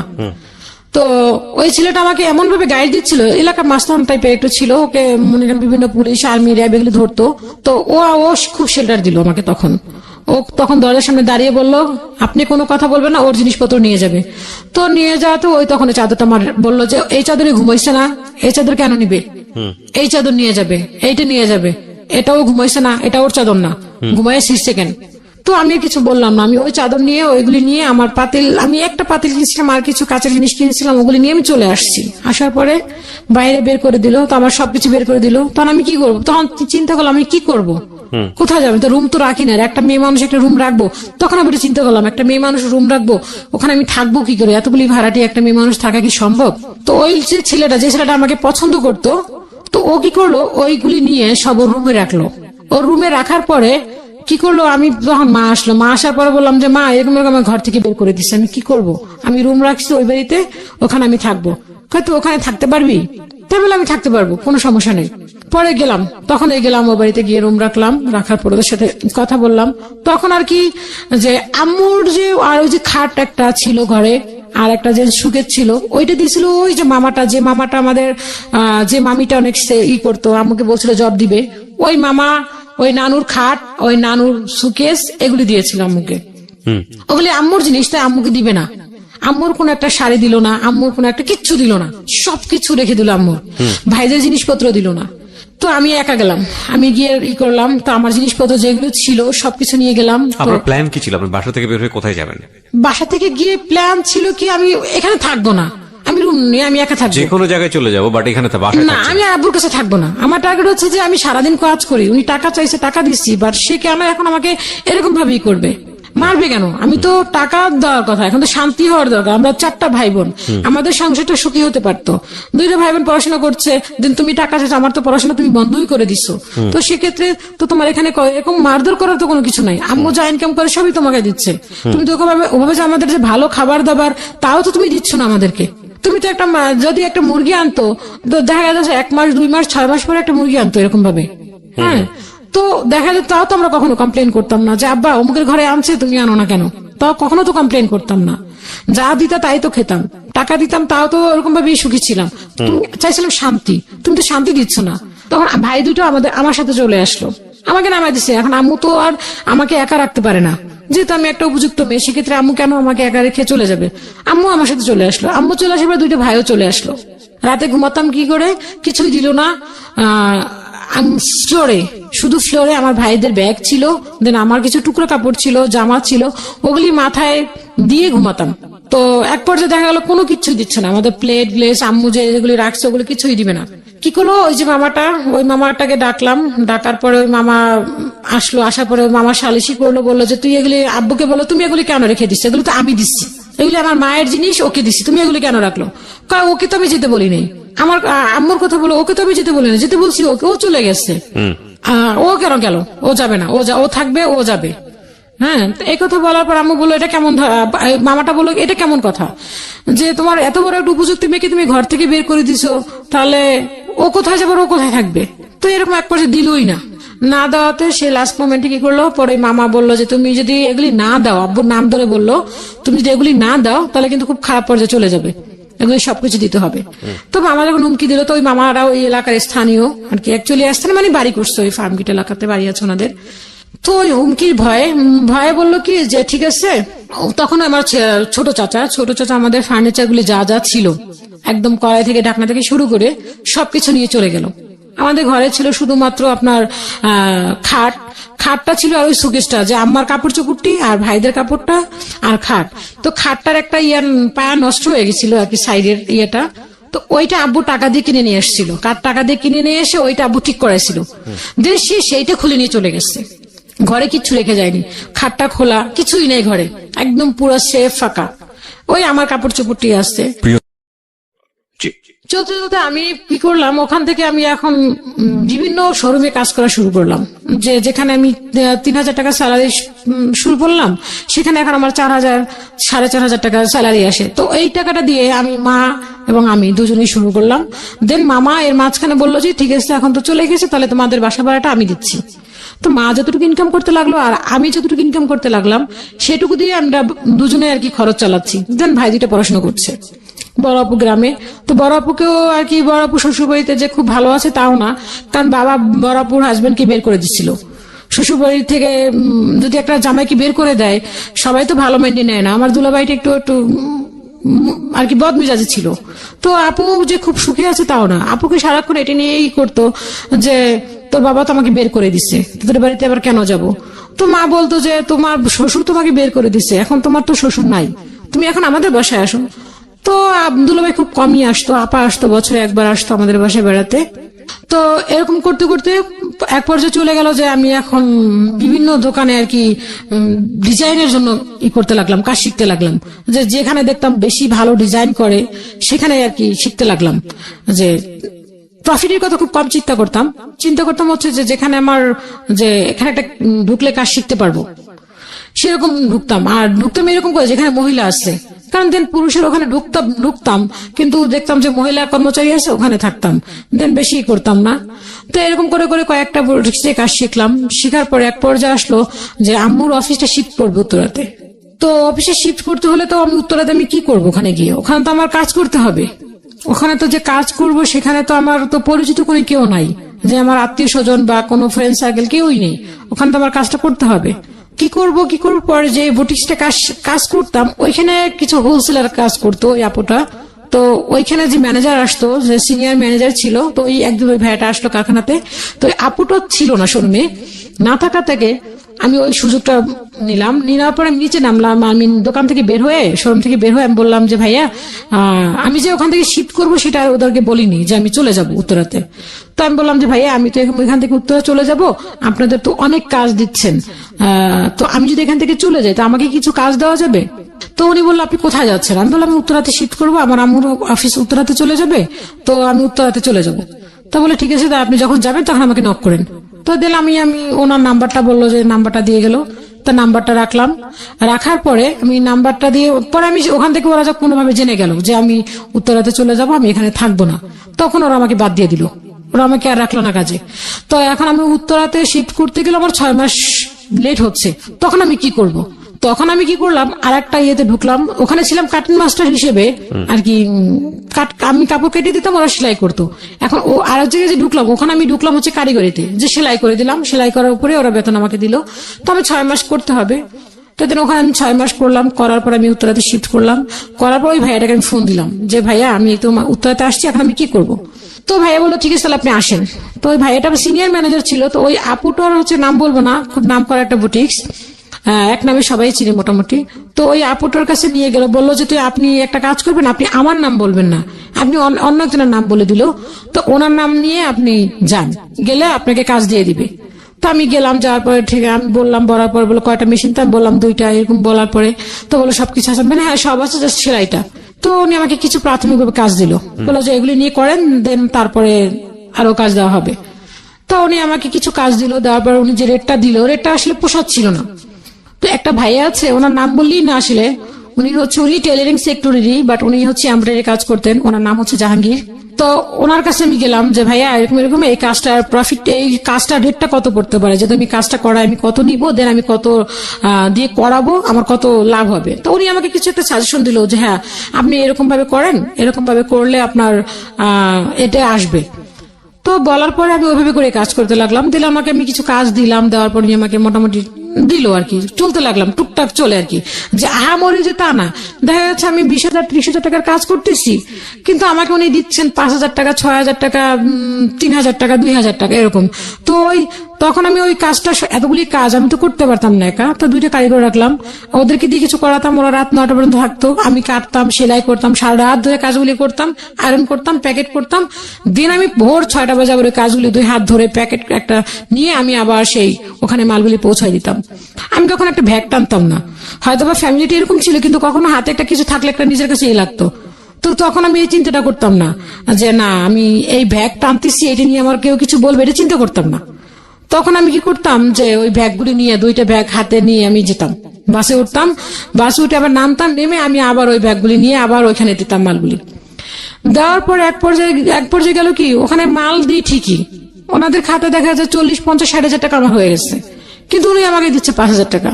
তো ওই 5,000 টাকা আমি ওই এমব্রয়ডারি কাজওয়ালাকে দিব কি, দেন আমি কর্মচারীটাকে কি দিব? তো দেখা গেল ওই টাকাগুলো নিয়ে এসে আমি ওই কর্মচারীকে বিদায় দিতাম, কারণ ওরা তো আমার কর্মচারী, ওদেরকে তো আমাকে দিতে হবে, আমি কি খাইবে নাকি সেটা তো ওরা দেখবে না, ওদেরকে আগে আমার পেড করতে হবে। দেন এগুলি দিতাম, দিতে দিতে দেখা যায় 500 টাকাও থাকতো, কোনোদিন 200 টাকাও থাকতো, কোনোদিন থাকতোই না। দেন বাসায় এক্সট্রা কিছু কাজ নিতাম, ওই টাকাটা দিয়ে মোটমাট টুকটাক চলতাম। দেন বাসা আবার মামাই দিচ্ছেন। দিতে দিতে এক পর্যায়ে এখন মনে হলো যে আরেকটু কাজের ইয়েটা বাড়ানো দরকার, দেন আরেকটা কর্মচারী নিলাম, নেওয়ার পরে কাজ করলাম। কাজ করতে করতে ঈদের সময় আসলে উনি হিসাবটা করতো। তো ওনাকে আমি প্রায় 12টা ড্রেস, ওই ড্রেসগুলি রেট ছিল 1000 টাকা করে, তো 12টা ড্রেস দিলাম। 12টা ড্রেস দেওয়ার পরে উনি কি করলো, ওই 12টা ড্রেস ওনার দোষ ছিল কিনা আমি বলবো না, জানি না, সেটা হচ্ছে একটা ম্যানেজার ছিল, ওই ম্যানেজার আমাকে একটা মেমো দেয়নি। তো আমি চাঁদাত হিসাব করতে গেলাম, তো উনি আমাকে 12,000 টাকা কম দিচ্ছেন। তো আমি বললাম, আপু 12,000 টাকা কেন? তোমার এখানে কোনো হিসাব তো নাই 12,000 টাকা, তুমি যে আমাকে দিয়েছো সেটা কই, তোমার ডকুমেন্টস কোথায়? তুমি বললাম আমার কাছে মেমো আছে। কদিন তুমি মেমো নিয়ে এসো। বাসায় এসে ই করলাম, দেখলাম না আমার বাসায় মেমোই নাই কোনো। তা না, এখানে কাগজ কলমে প্রুভ করতে হবে, দেন আমার কাছে কাগজ কলম নাই, সেক্ষেত্রে আমি এটা 12,000 টাকা পেলাম না। না পাওয়ার পরে আমি এখন উনি আমাকে চাঁদরাতেই করে দিল। দেওয়ার পরে এটা হচ্ছে 2010 সালে। 2010 সালে যখন উনি আমার 9 সালে কাজটা যখন বন্ধ করে দিল, চাঁদরাত আসলো, আসার পর কাজগুলি দেওয়ার পর টাকাগুলি দিল। 2010 সালে আমি ওনার কাছে গেলাম, যাওয়ার পরে বললাম, আপা আমাকে কাজ দিবেন না? তো উনি আমাকে বললো কি যে এখন তো ঢাল সিজন, তুমি কিছুদিন পরে আসো।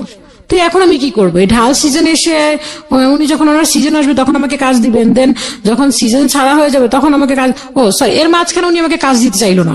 কাজে কিছু অল্টার হলো, কাজের অল্টার হলো না।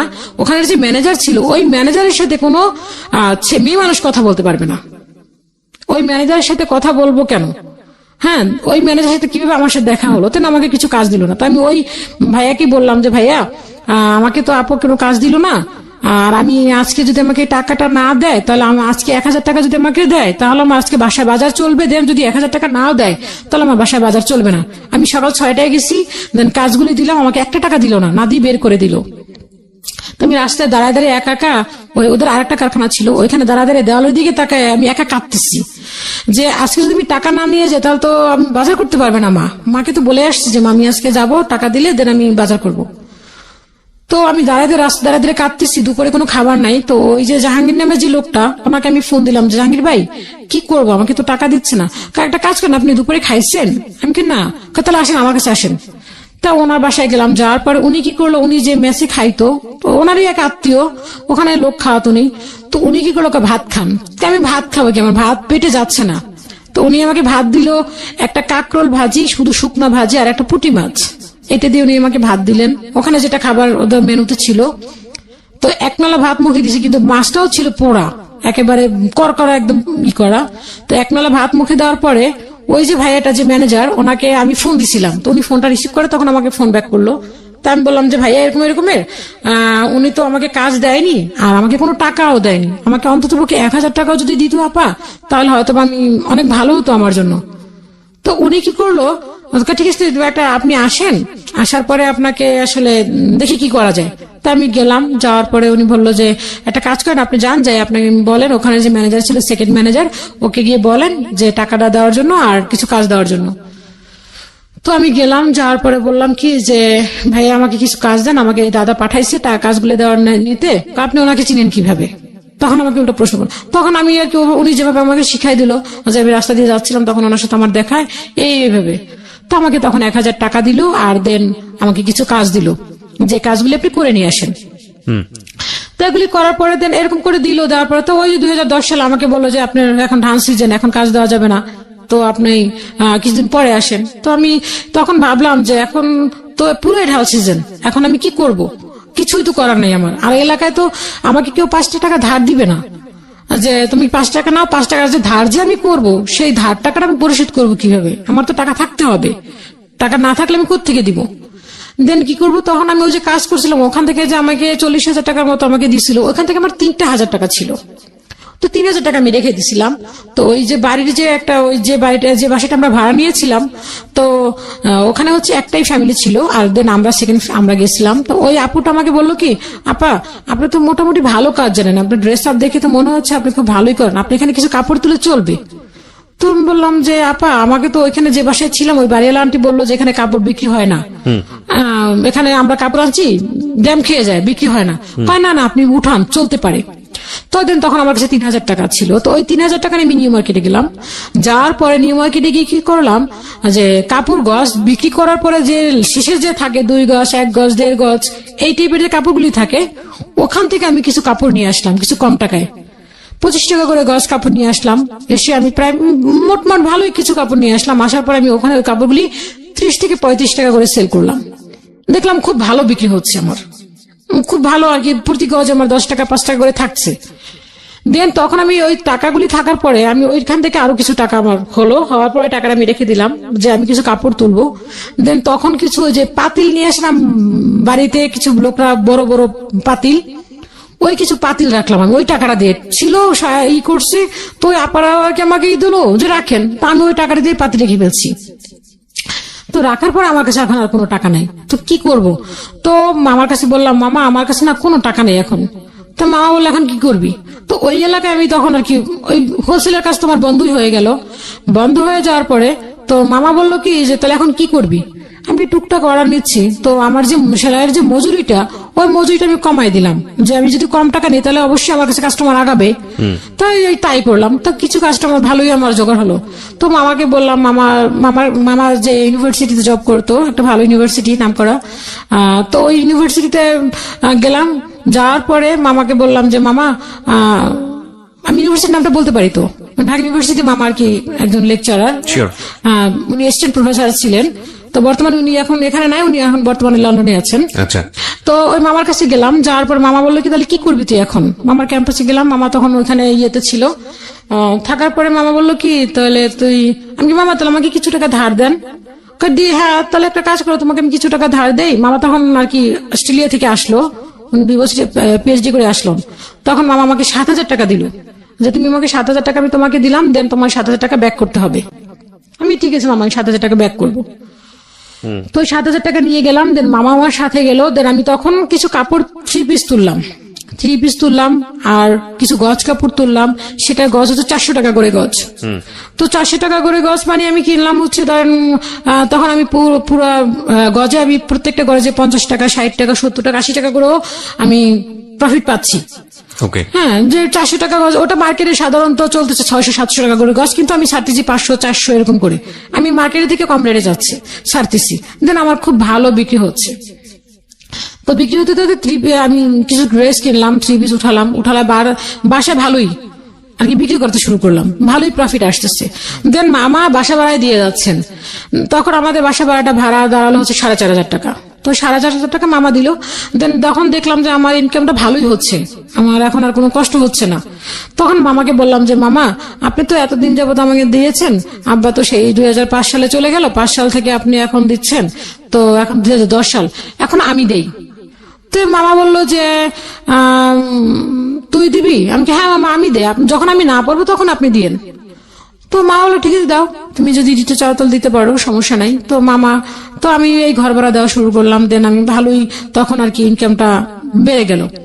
তো বাড়তে আমি বাসায় ভালোই, আমি সারাদিন দেখা যাচ্ছে যে সকাল থেকে শুরু করতাম, ডেলি 6 থেকে 7টা করে ড্রেস সেলাই করতাম, আবার ওগুলি কমপ্লিট করে আবার কাস্টমারকে ডেলিভারি দিতাম। ভালোই আর কি, মোটামুটি এখন আমি খুব ভালো আছি, যে আমার কিছু টাকা প্রফিটও হলো। তখন আস্তে আস্তে কিছু টাকা প্রফিট করার পরে দেন বাসা শিফট করলাম। তখন আর কি এই বাসা ভাড়াটা আর কি আস্তে আস্তে বেড়ে গেল। 4.5 থেকে 8.5 হলো। এখন 8.5 করতে করতে এখন আর কি আমার জন্য বিয়ের জন্য তারা উঠে পড়ে লাগলো যে তোমাকে এখন বিয়ে করতে হবে। 2008-এর দিকে না 9-এর দিকে এরকম মামা আর কি, তখন ওখান থেকে মামা যখন অস্ট্রেলিয়া ছিল তখন আমাকে বললো বিয়ের কথা। তখন আমি বললাম যে মামা আসবে যখন তখন আমি বিয়ে করবো, দেন আমি এর আগে বিয়ে করবো না। মামা এরকম একটা আমি দিলাম, কিন্তু আমার যে কোনো রিলেশন করা বা কোনো কারোর সাথে কোনো সম্পর্ক করা, এই চিন্তাটা কখনো মাথায় আসতো না। যে ভাবতাম যে না আমি এগুলি কখন করব। আর ওই যে ছোটবেলার একটা কথা ছিল যে তোমরা এমন কোনো কিছু করো না যাতে কেউ কোনো খারাপ কিছু বলে, ওইটাই মাথার ভিতরে সবসময় কাজ করতো। তো এই কথা বলার পরে আমি বললাম যে মামাকে বললাম, পরে মামা আসলো। আসার পরে মামা একদিন বাইরে বসে বললো কি যে বড় খালাকে বললো যে ওর জন্য একটা ছেলে দেখেন। তো মামাকে তখন বললাম যে মামা আমার জন্য, তখন আর কি মামাকে বললাম যে আর মামার সাথে খুবই ফ্রিলি, আমার থেকে কেউ বাসার ভিতরে এতটা ফ্রিলি কেউ না। তো মামাকে বললাম যে মামা আমার জন্য ছেলে দেখতে হলে ড্রাইভার হতে পারবে না, তারপর হুজুর হতে পারবে না, পুলিশ হতে পারবে না, দেন এই জিনিসগুলি হতে পারবে না। তো মামা বললো যে কেন এগুলি কি তোমার জন্য কি রাজপুত্র কেউ তোমার জন্য অপেক্ষা করছে নাকি? তাহলে তুমি যে এই জিনিসগুলি অপশন দিচ্ছ, দেন সিগারেট খেতে পারবে না, তোমার জন্য কি রাজপুত্র অপেক্ষা করে আছে নাকি? তো এই কথা বলার পর আমার খুব কষ্ট লাগলো। আমি উঠে ঘরে চলে গেলাম। ঘরে চলে যাওয়ার পরে মা বললো কি, বাবা দেখ, তুই তো পড়াশোনাটাও করতে পারিসনি ভালো করে, তোর জন্য হয়তো বা চেষ্টা তো করবো তোর জন্য ভালো কিছু করার জন্য, দেন কতটুকু পারবো জানি না, বাট এত অপশন দিলে তোর হচ্ছে না।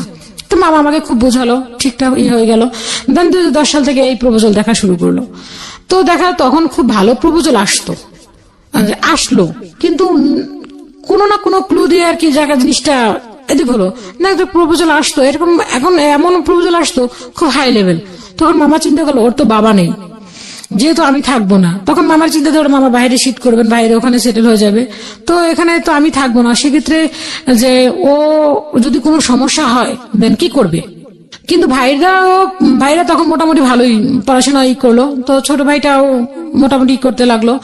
তো মেজো ভাইটা আমার ইমিডিয়েটলি যে ছোট, ও পড়াশোনাটা বন্ধ করে দিল। ও বলে যে আমি আর পড়বো না। ইন্টারমিডিয়েট কমপ্লিট করছে, করার পর বললো যে আমি পড়বো না। দেন ও কি মনে করে দেন তারপর আবার পড়াশোনা শুরু করছে জানি না, তো আবার ইঞ্জিনিয়ারিং কমপ্লিট করেছে।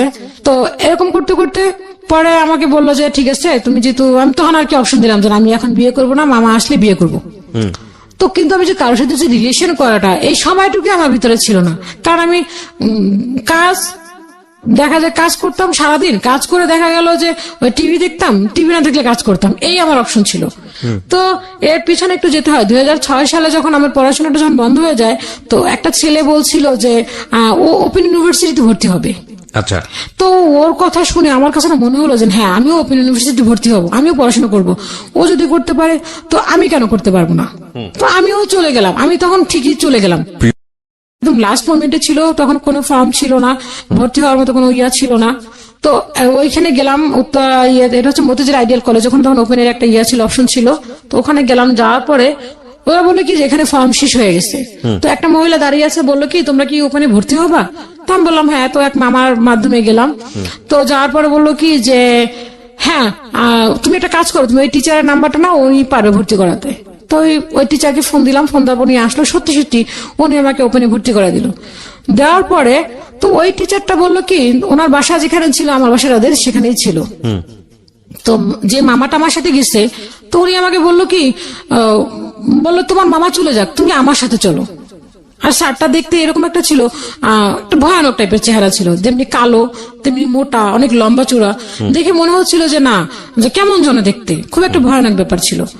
তো আমার কাছে খুব লাগলো, ওয়ার্ড লাগছে। আমি বললাম যে না, আর আমি আমার হাত ধরেই বললো চলো তুমি আমার সাথে। তা আমি বললাম যে না, আমি যাবো না, আমি এখানে কাজ আসছে। তখন আমি মিথ্যা বললাম। দেন উনি যে আমার হাত ধরছিল, ওর পর থেকে আর আমি যাই না, আমার এখানে পড়াশোনা করছি না। তো দেন পরে বিয়ের কথা আসলো, আসার পর আমি বললাম যে না, আমি বিয়ে করবো না, মামা আসুক, মামা আসলে দেন বিয়ে করবো। তো বিভিন্ন প্রপোজাল দেখছে, দেখার পরে তো এক একটা বিভিন্ন রকমের একটা অজুহাত আসতেছে যে না, এই ছেলে এরকম, ওই ছেলে এরকম। কিন্তু আমার কথা হচ্ছে মামা আসবে, দেন তারপর আমি বিয়ে করবো। কিন্তু আমার তো কোনো কারোর সাথে রিলেশন নাই, কিন্তু সবাই আমাকে বলে নিশ্চয়ই এই মেয়ের কারোর সাথে রিলেশন আছে, দেন নয়তো আগে বিয়ে হয়েছে, বিয়ে হওয়ার পরে দেন সম্পর্ক ভেঙে গেছে, এই জন্য এখন এই কথা বলছে। দেন আমি কোনোদিন কারোর সাথে রিলেশনই করিনি। হ্যাঁ, একটা ভাইয়াকে আমার খুব পছন্দ হয়েছিল, কিন্তু সেটা হচ্ছে ওই ভাইয়াটা আমাকে যথেষ্ট পরিমাণ পছন্দ করতো, কিন্তু ওনার স্ট্যাটাস দেন আমার স্ট্যাটাস অনেক উপরে। উনি একজন এডুকেশন লোক, যে পড়াশোনার ক্ষেত্রে ওনার সবকিছু হাই, এবং দেন ওনার স্ট্যাটাসও হাই। সেক্ষেত্রে আমি কিছুই না, আমি একদম শূন্য পর্যায়ে। দেন তারপর উনি কিছু কথা শুনে আমার খুব বিশ্বাস করে উনি আমাকে পছন্দ করেছে। দেন ওনার মাকে গিয়ে বললো, ওনার মা বলার পরে ফার্স্টে ওনার অপশন হচ্ছে বরিশালের মেয়ে বিয়ে করানো যাবে না। দেন তারপর অপশন দিলে কি, ও তো পড়াশোনা না, মিনিমাম তো ডিগ্রি কমপ্লিট থাকতে হবে, তাহলে হবে। তারপর ওই ভাইয়াটা বললো, অনেক চেষ্টা করেছে, ওই ভাইয়াটা বললো যে মা তুমি একটা কাজ করো, তুমি ওর ছবিটা দেখো, পড়াশোনা তো নাহলে আমাদের যে সম্পত্তি যা আছে, আমাদের তো অটুট সম্পত্তি, ওনাদের এতটাই সম্পত্তি যে অফুরন্ত, আমি নিজে দেখেছি ওনাদের অফুরন্ত সম্পত্তি। তো বলে যে আমাদের যে এত কিছু, আমি তো একাই, এখানে তার কেউ নাই, তাহলে তো ওদের পড়াশোনা তোকে করানো যাবে, সেটা কোনো ব্যাপার না, তুমি একটু ছবি দেখো। না, ছবি দেখা যাবে না, দেন হচ্ছে বরিশালের মেয়েরা ভালো হয় না। তো এটা গেল, এটা চলে গেল। তো আমি আর ওনার সাথে আমার ভালো লাগতো, ওনাকে আমার অনেক ভালো লাগতো, ওনাকে এরকম ভালো লাগতো। যদি উনি আমাকে একদিন বৃষ্টিতে ভিজছি, উনি আমাকে বলছে যে ভাইয়া যাও তুমি চুলটা ধুয়ে আসো। আমি ওই রাত্রে ঘুম থেকে উঠে চুল ধুয়ে আসছি। আমার বলে কি হয়েছে, পাগল হয়ে গেছে মনে হয়, দেখ। এতটা ওনার প্রতি আমি দুর্বল হয়ে গেছিলাম। দেন উনিও অনেক দুর্বল হয়েছিল আমার প্রতি।